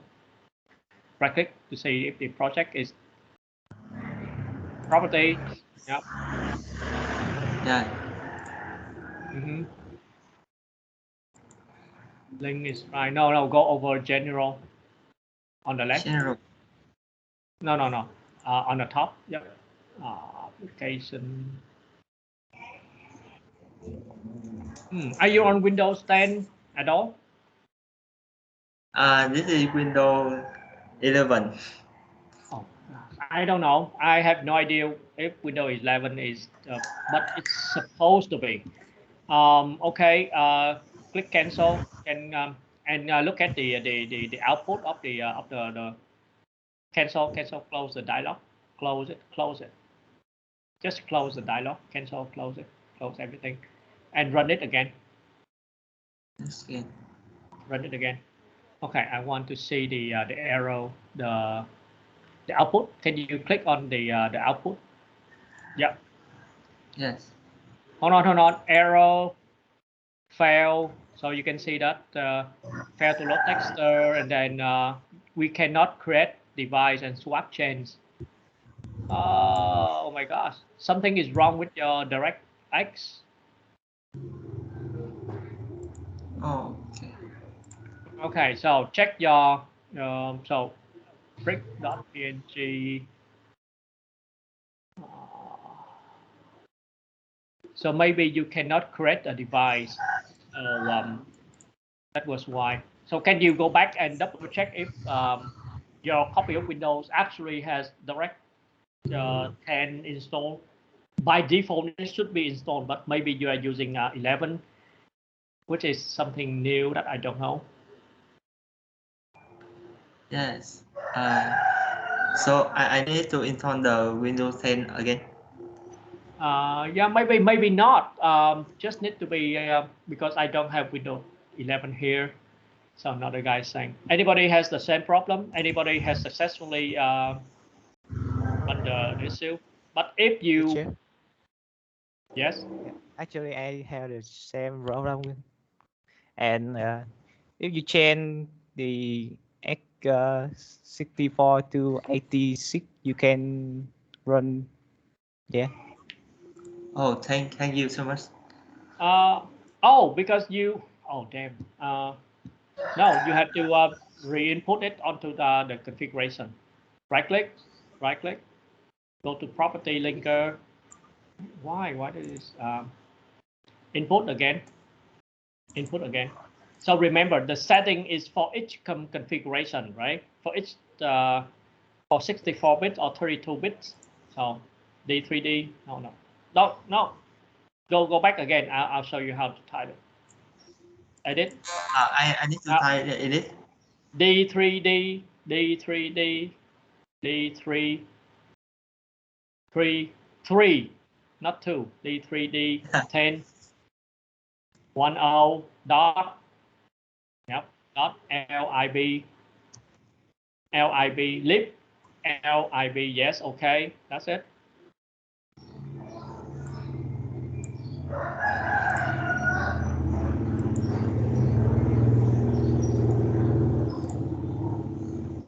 A guy have asked what is the equivalent of direct texture in direct stand. So we do have a structure named direct texture. So if you look at the sample source code, you will see it. Go over the main file. Let me share my screen again. Yes, thank teacher, thank you, bro.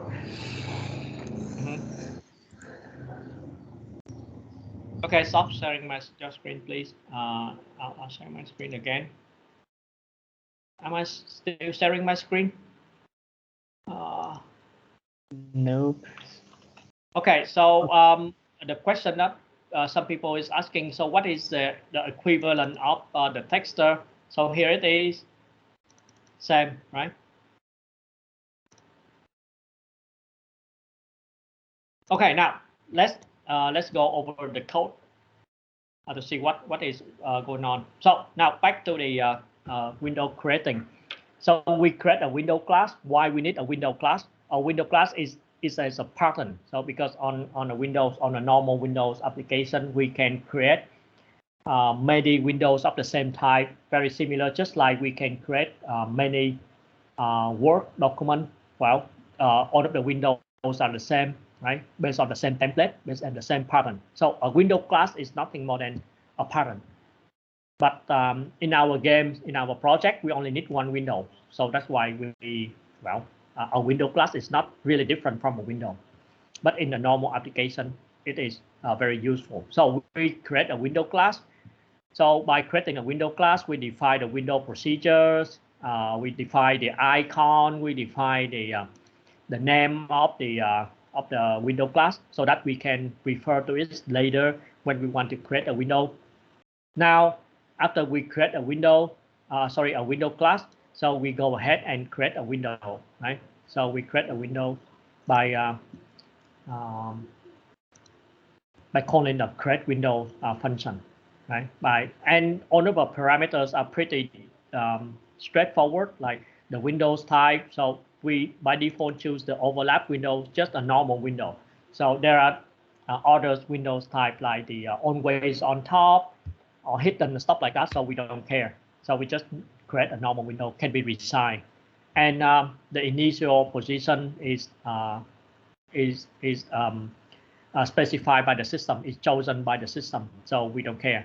And the width and the height, stuff like that. And then after we finish it, we call a function named show, so that we can show it on the screen.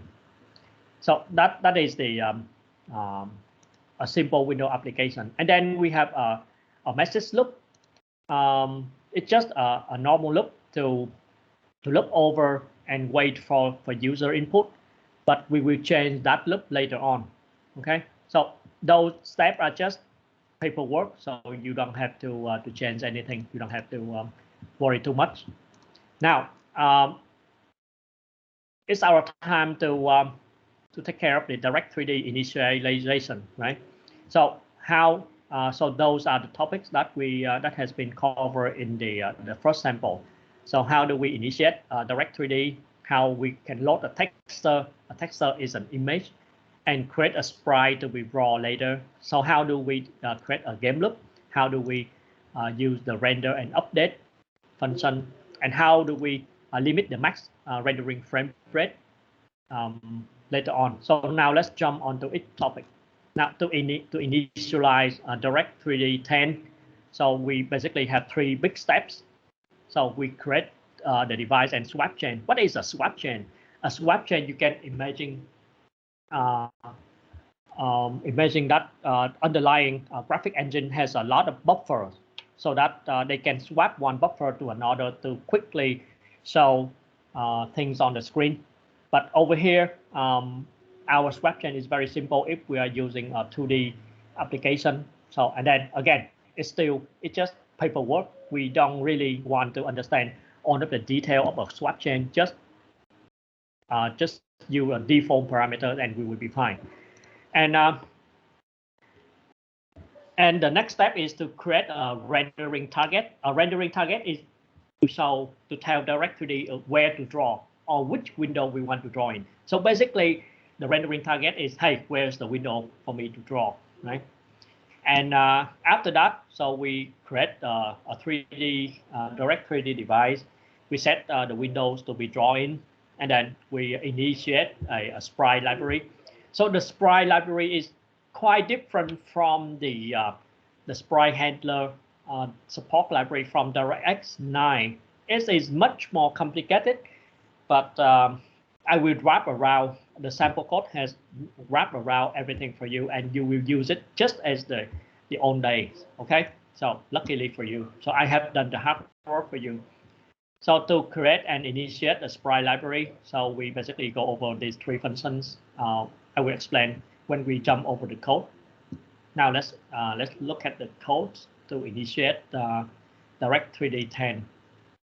It's very, very scary at the beginning. If you look at how complicated it is to just initiate something, right?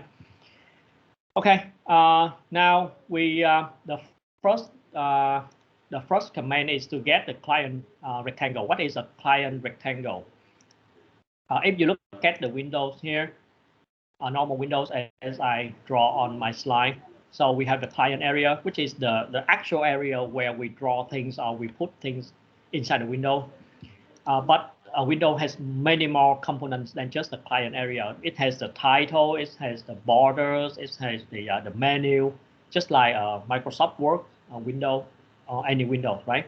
But we don't want to draw over those non-client area. We just draw on the client area, the blue area in my pictures here, right? So we need to get the dimensions of the client area, which is the width and the height. So that is why we have this command, right? Get the client. So we get the client so that we know the drawing, how big is the drawing area, and then we fit in those parameters over the buffer width and the buffer height, and the rest of the parameters are just, don't care. Please don't care about it. Just set as it is. It will work. So it's too much to explain you what it does in 3D work. And of course, and the output window, the target window to draw in. So we after we have created a window, we have a pointer, a handle to window store in this variable, and then we just pass that value back to the output windows member of the structure.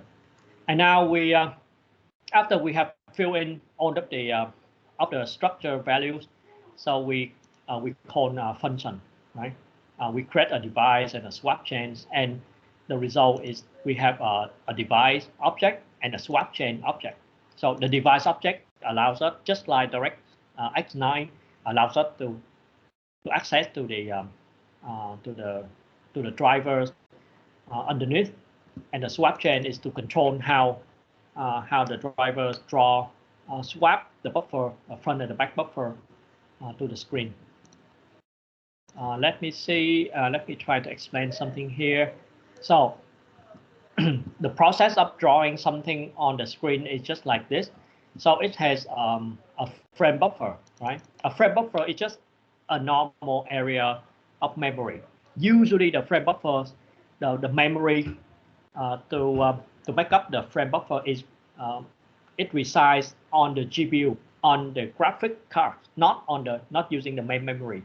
because the graphic card needs to access that memory very quick.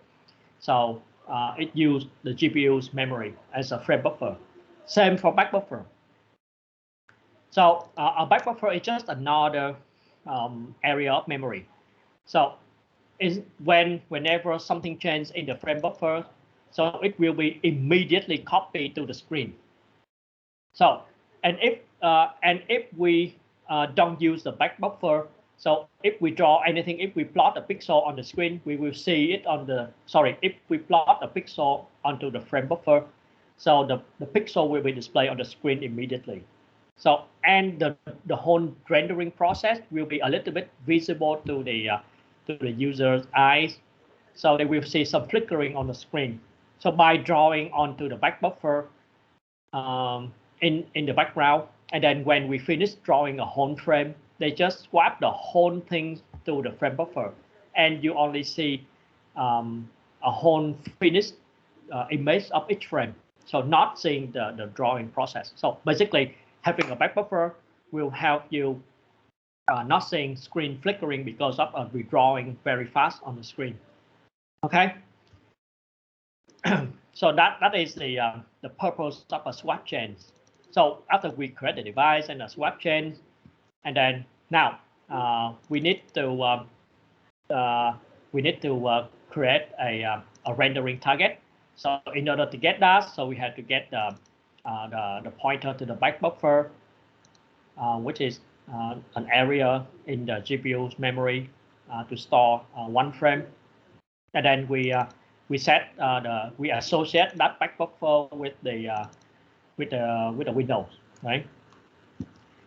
And yeah, just the same thing, just like that. And then we set the viewport.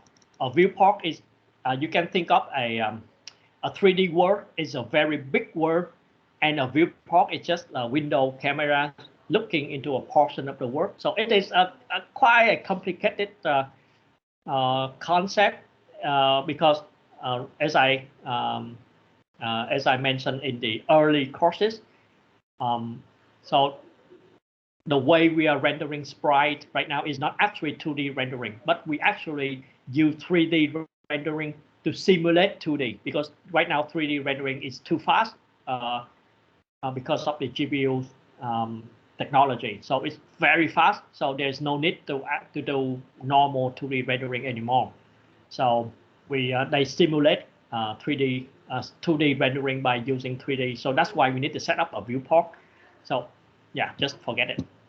So this is just paperwork. So you set the viewport, which is set the window to look at something on in the world, in the virtual world. Now that's it, and then that's the 3 steps to initiate the DirectX 3D, right?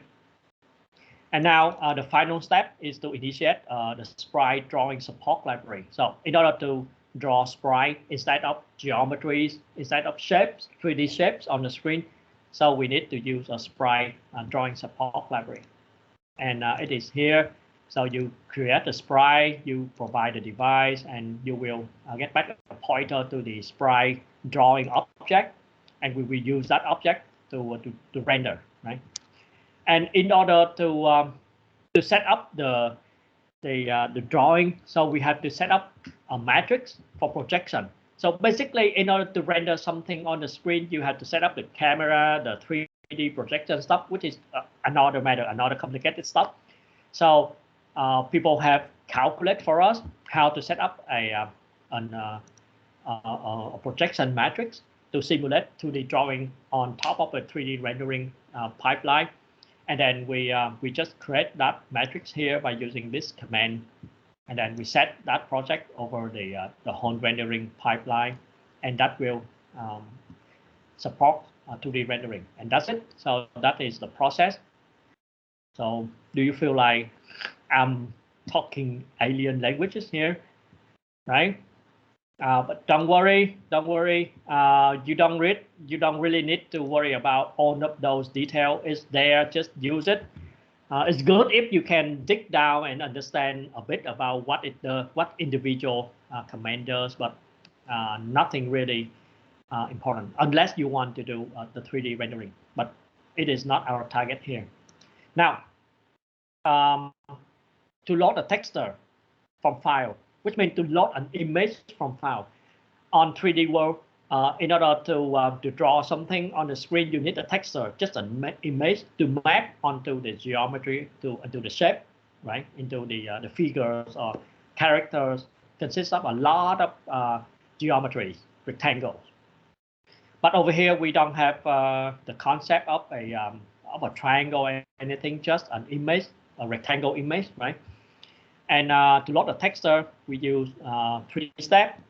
It is actually more complicated than DirectX counterpart, but after you use my my function, well, I wrap it around and it will be the same, just like the old days. So we load the resource from file. So right now on DirectX, texture is just one type of a resource, right? There are many more other type of resources, like shaders, like pixel shaders, stuff like that. Texture is one type of resource, but we don't really care about the other type. We don't care. We just use texture. And now we load a texture from file. It will be returned as a resource. And now, because we know that resource is a texture, we have to convert them from a resource to a texture, right? And then in order to render it to the screen, we need to create a resource view, a shader resource view. Again, this is another 3D stuff, 3D pipeline stuff, very complicated to explain for you right now. You don't really need to know. So we have to create a shader resource view and assign it to the sprite. And now we initiate a sprite and to draw it. So here's the code. Now you can see now we create a texture from file here, right? And the result is a pointer to a resource. And these two commands is to convert the resource into a texture, right? Which is a variable of a texture, right? Of type texture, right?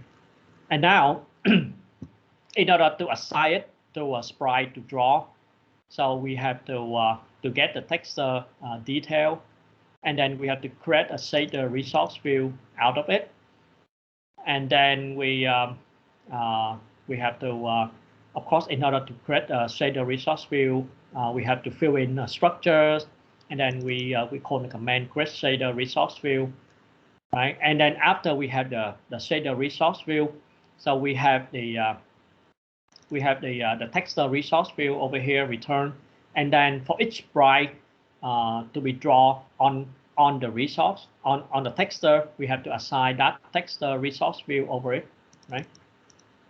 And that's it.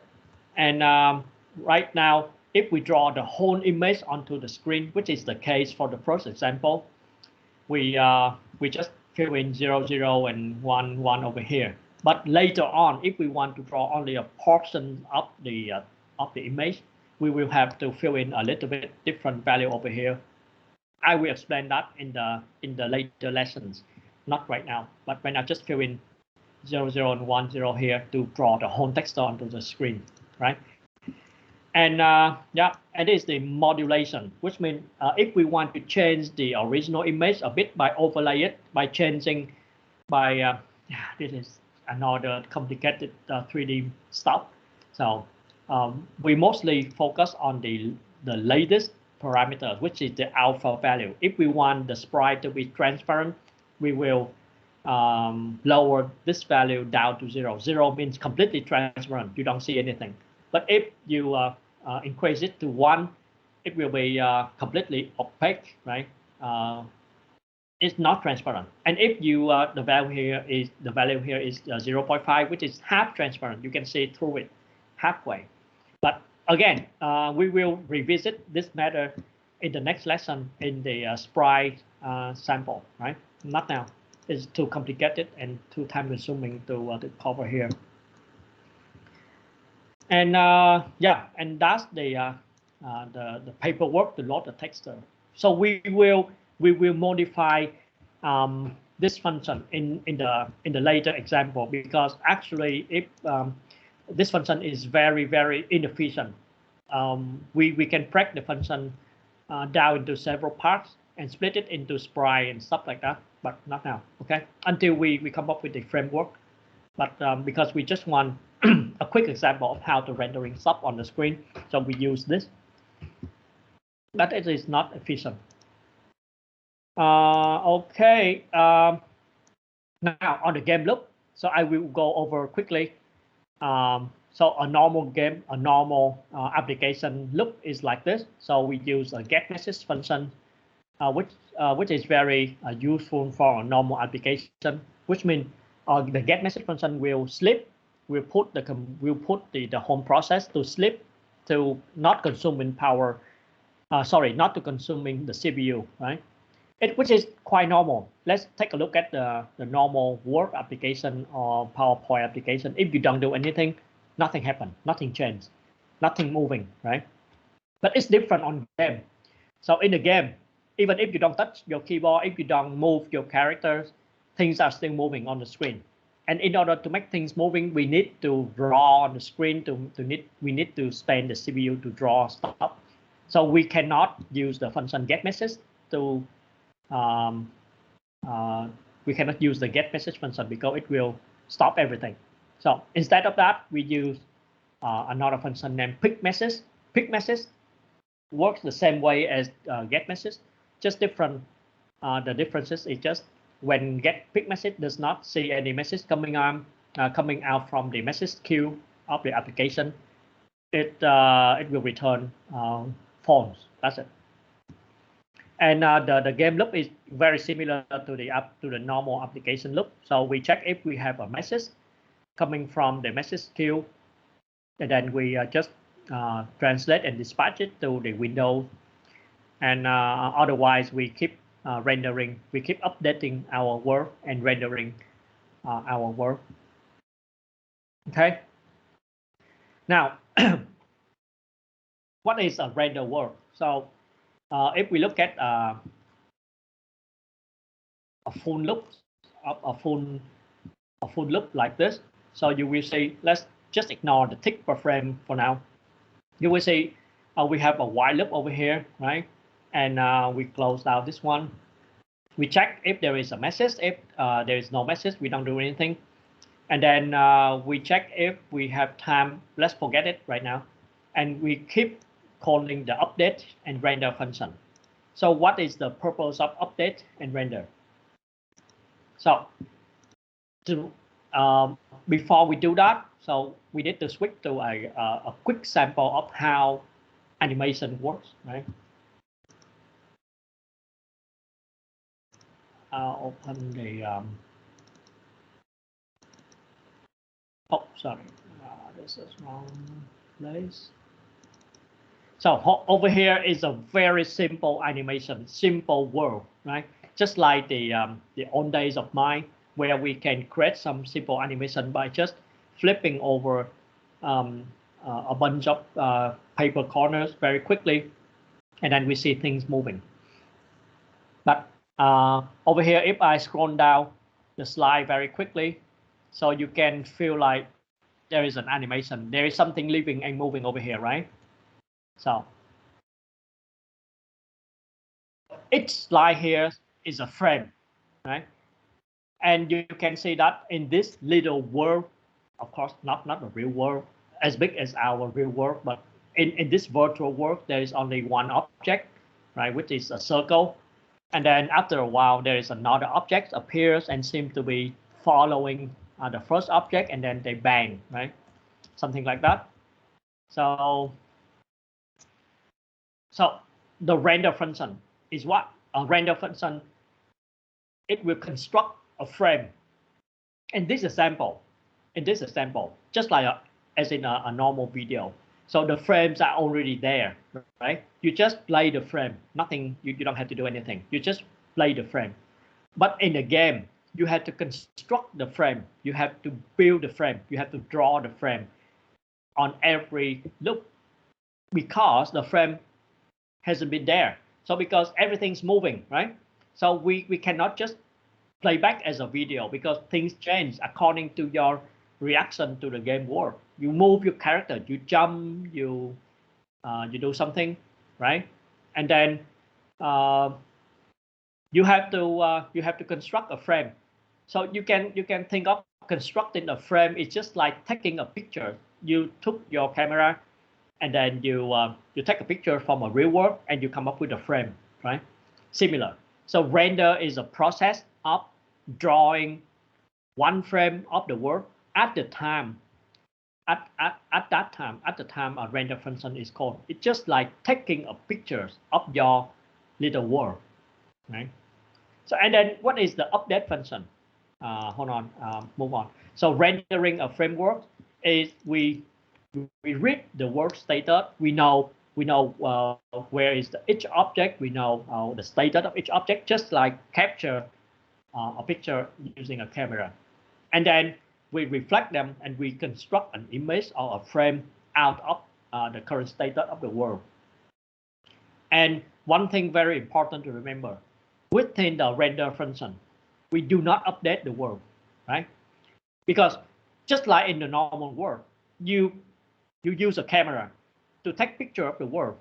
Does your camera change the world in any way? No, right? So you take the camera, you take some pictures. Does the action of taking a picture using your camera change the world? No, right? No, of course not. But I'll share you a story. The answer is actually yes in some very special cases. If you're interested in quantum mechanics, you will see that taking a picture changed the world. But okay, not now, not here, not in this normal world, right? In quantum world, if you take a picture of a photon, of a particle, it's different. It changes, right? Funny, right? But not in the normal world of us. Okay, now taking rendering a frame does not update the world status, and this is actually very important because during programming, you will have the urgency of when you render something, you want to change something, but there is a discipline you need to maintain, right? Within a render function, you are not allowed to update the world status, which means you are not allowed to update object status. So if an object has, of course, you cannot update object position, you cannot update velocity, speed, you cannot update the status, whether it is sit down or stand up. You just capture it, right? You just read it. Okay. And so what we do in the rendering a frame, so in the code, which is actually pretty simple. So here's the rendering function. I will break down into 3 steps. Here, first we clear the whole screen. Why we clear the whole screen? Just look like this example. So for every time we have to construct a new frame, right? If we don't clear the whole thing, we will override each other, right? You will see some ghost image of the previous frame. So that's why we need to clear the whole frame first, and then we draw, we redraw everything. So, and you can see like, hey, that's a kind of wasteful, right? So we have to redraw everything, even though that our object just move a little bit. So why don't you just, you just clear just clear the little object over there, and then you draw it at the new position, right? Why don't you do that? Yes, for a simple world, you can do that. But what about a very complicated world where you have thousands or even millions of objects in the game world today? You cannot just delete everything. You cannot just delete every single object and then redraw it at a new position. And it overlaps, and it's really hard to maintain. And maybe it's just simple to redraw everything, right? So we clear the whole thing and redraw everything. So the first step is to clear the whole frame, clear the whole window. Oh, actually, I need to say clear the whole frame, right? By using the clear rendering target. And now we want to render a sprite, right? So in order to draw a sprite, we need to specify its location and its size and width, right? So in order to specify it, location, we use a matrix translation. Don't worry about this. I'll explain later. Because on 3D world, everything is matrix, right? So if we want to move something, we have to do matrix multiplication. If we want to change an object position, we have to update the matrix. Everything is matrix based. So every operation, everything is about matrix manipulation, right? So if we want to specify the location and the width and the height of the sprite to draw on the screen, we use translation and scale matrix here. So you can see the matrix translation, matrix scaling to specify the height and the width, and the if we want to render at position X and Y. So here it is very funny to say that we have to get the width of the height of a buffer to minus to the current position, right? Because our work is actually upside down, right? So that was why we need to reverse this formula. So you don't need to worry about that. So just if you want to render at position X, you just fill in X over here and Y over here, and this value must be the width of the back buffer, or the width of the height of the window. And that's it. And then after that, we call a command to draw a sprite, right? And that is a command when draw immediate right here, right? And then after we finish drawing a frame, after we finish drawing everything, we call the sprite object, and then after that we call the command present. Present means doing like this. Present means to flip all of the content we draw on the frame in the back buffer over the frame buffer, and then when everything is on the frame buffer, it will be immediately displayed at the display, at the physical display at the screen. Okay. Yeah. So let's get back to update world. So in order to change the position of the world, so we have to the position of each object in the world. So we have to update it. We have to update the position, update the speed, update everything. So it's just a normal logic. And again, so the important rules here: if we update the world, it does not affect, and it has nothing to do with the rendering, right? For example, if you are taking a picture of a guy running on the street, so when he is running, does it affect your camera? Does it require anything from your camera? If you are taking a picture from your camera, a guy running on the street, right? So does the guy need anything from your camera to move? Does he even need to look at you or something? Right? No, right? So you capture, the camera is just capturing, rendering is rendering.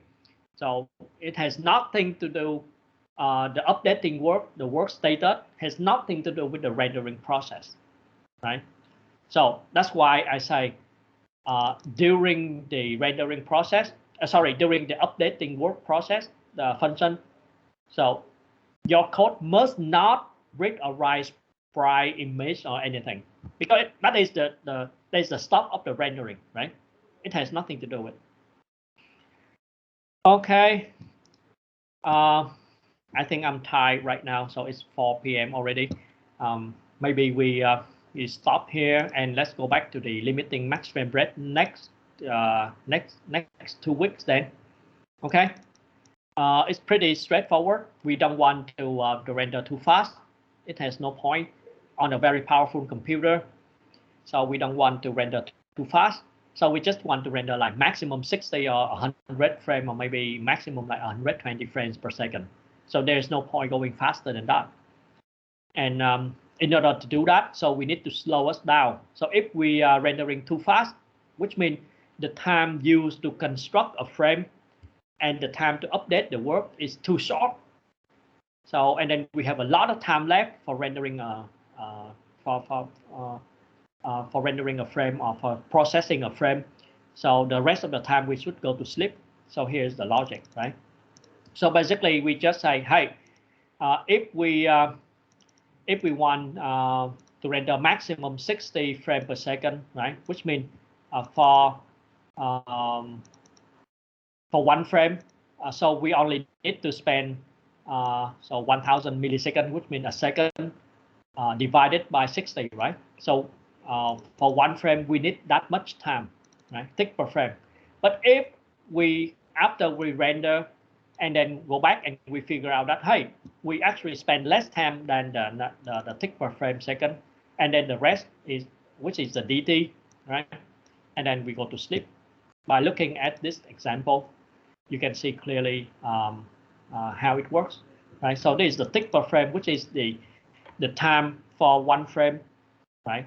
Given that we want the maximum frame rate of a certain value, right? And if the actual time spent for rendering and update is just that little here, right? And then the rest we should spend to sleep. And then when we go up into this point of time, we start rendering another frame, start trying to process another frame, right? Okay, so I think that's enough for today. A lot of things. So hopefully you can go back to your project, to the first one, and try to unlock the movement and try to play around with the brick movement instead of moving left, right. So you try to do it to move into 2 dimensions and bouncing back and forth on the screen, right? So right now the current sample we only the brick only bouncing from left to right. So I want you to modify the code a little bit so that the brick is bouncing just like a ping pong ball. So it will move here and then bounce back here, bounce back here, bounce back here. It's very simple, just the same philosophy, and think about it. And hopefully you can do some commits over during that time until we meet in the next 2 weeks. Okay. Okay, I think that's it for today. Any questions?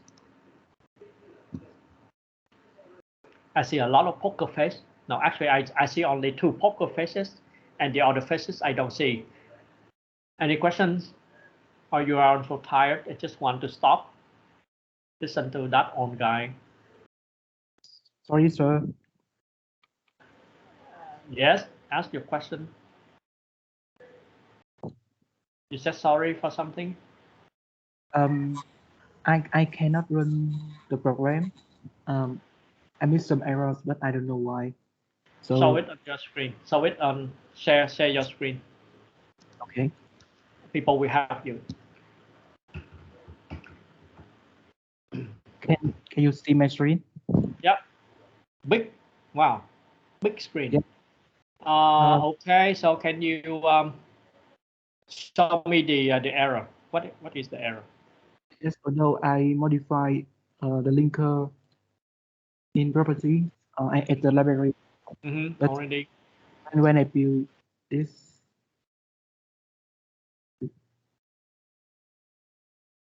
I missed the error. I don't know why.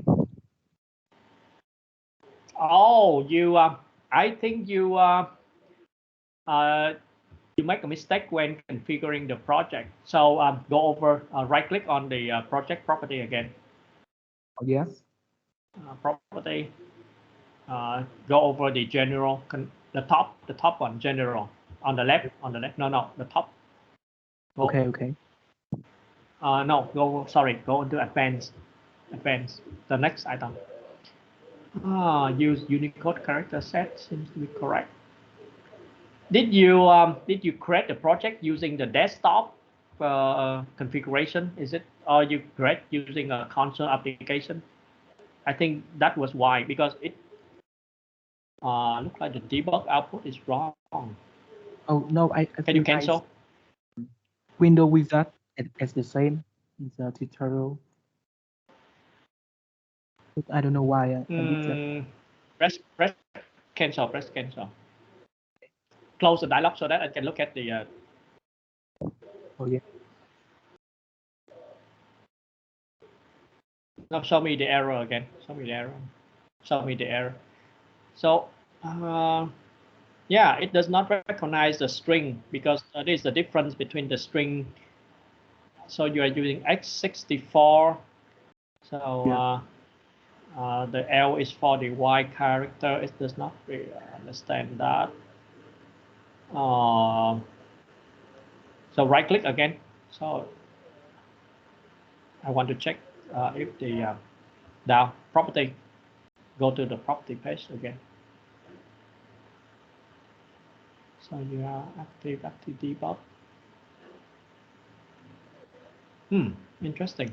Seem to be correct. Let me check on my side.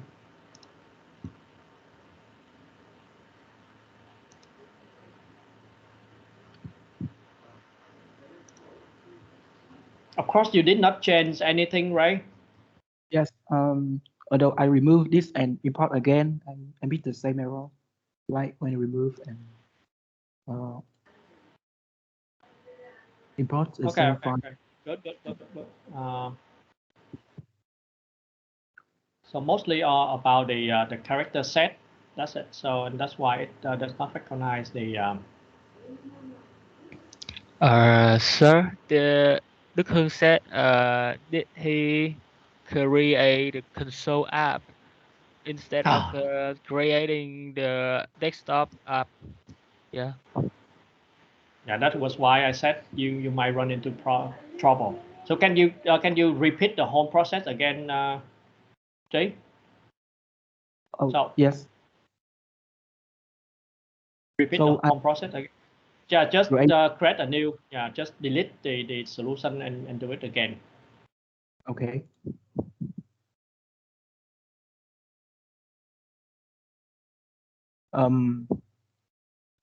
We choose Windows Desktop Wizard, right? Mm-hmm.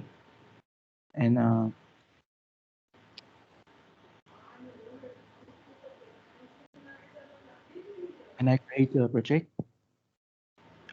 Hold on. Okay.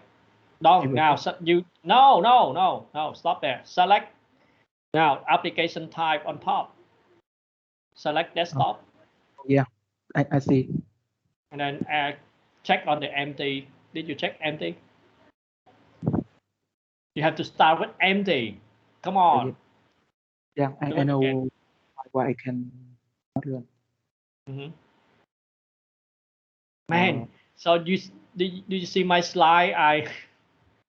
Man, those are just very simple instructions. Maybe I missed that. Sorry for that. Okay, no problem. It's fine. I know that you. Yep. So that is easy to. Just do it again and see how it works. Yeah. No, copy it over your project. Copy it. No. Oh, man. So you need to copy it onto your folder. Don't add directly over that like that. Don't do that. It's fine for now, but you will be in trouble later. Yeah, I will train later. Now say something. Don't worry, it's fine to make mistake. Don't worry about my manner, okay? As a teacher, I tend to be like that, but it's fine. It's better than not knowing, okay? So copy the command. So do I need to repeat that or? Yeah, try it to see how it works. I'm curious. Yeah. So okay. Yes, Done. No, it's done. So you copy it and it run already. Yeah. Yes. Yeah. No, not yet. Why I don't see it? Okay. Done it again. Yep.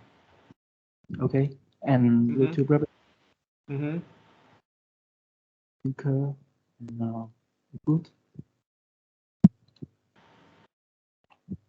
D3D 10 dot lib. Yep. Okay, and apply. No, I think Interesting. Teacher, seems he download in the project in master branch, not the extend branch. No, the hold on. Can you scroll up? Can you scroll up? Scroll up. Yeah. Oh my gosh, he copied the wrong main file. So, okay, thank you for pointing it out. Yeah. Okay, thank you. Okay, Go so ahead. try it again, guy. Oh man, sorry, failed to help you, but okay. That's my best. Sorry for that. I have to check. Yeah, don't worry. So it's good to make mistake. It's yeah. At least you know more. Okay. Okay. So let's stop here for today. Anybody has any problem? No. Okay. Good. I think everybody is tired. It's been a very long lesson. Okay. So see you in the next 2 weeks. Remember, after the second class, we will learn quickly, not bi-weekly. Okay. So we will combine the classes and learn quickly so that we can finish all of the lesson very early so that we can spend time on doing coding. Okay. Okay. See you in the next 2 weeks. Bye bye. Bye. Goodbye, teacher. See you. Hi, teacher.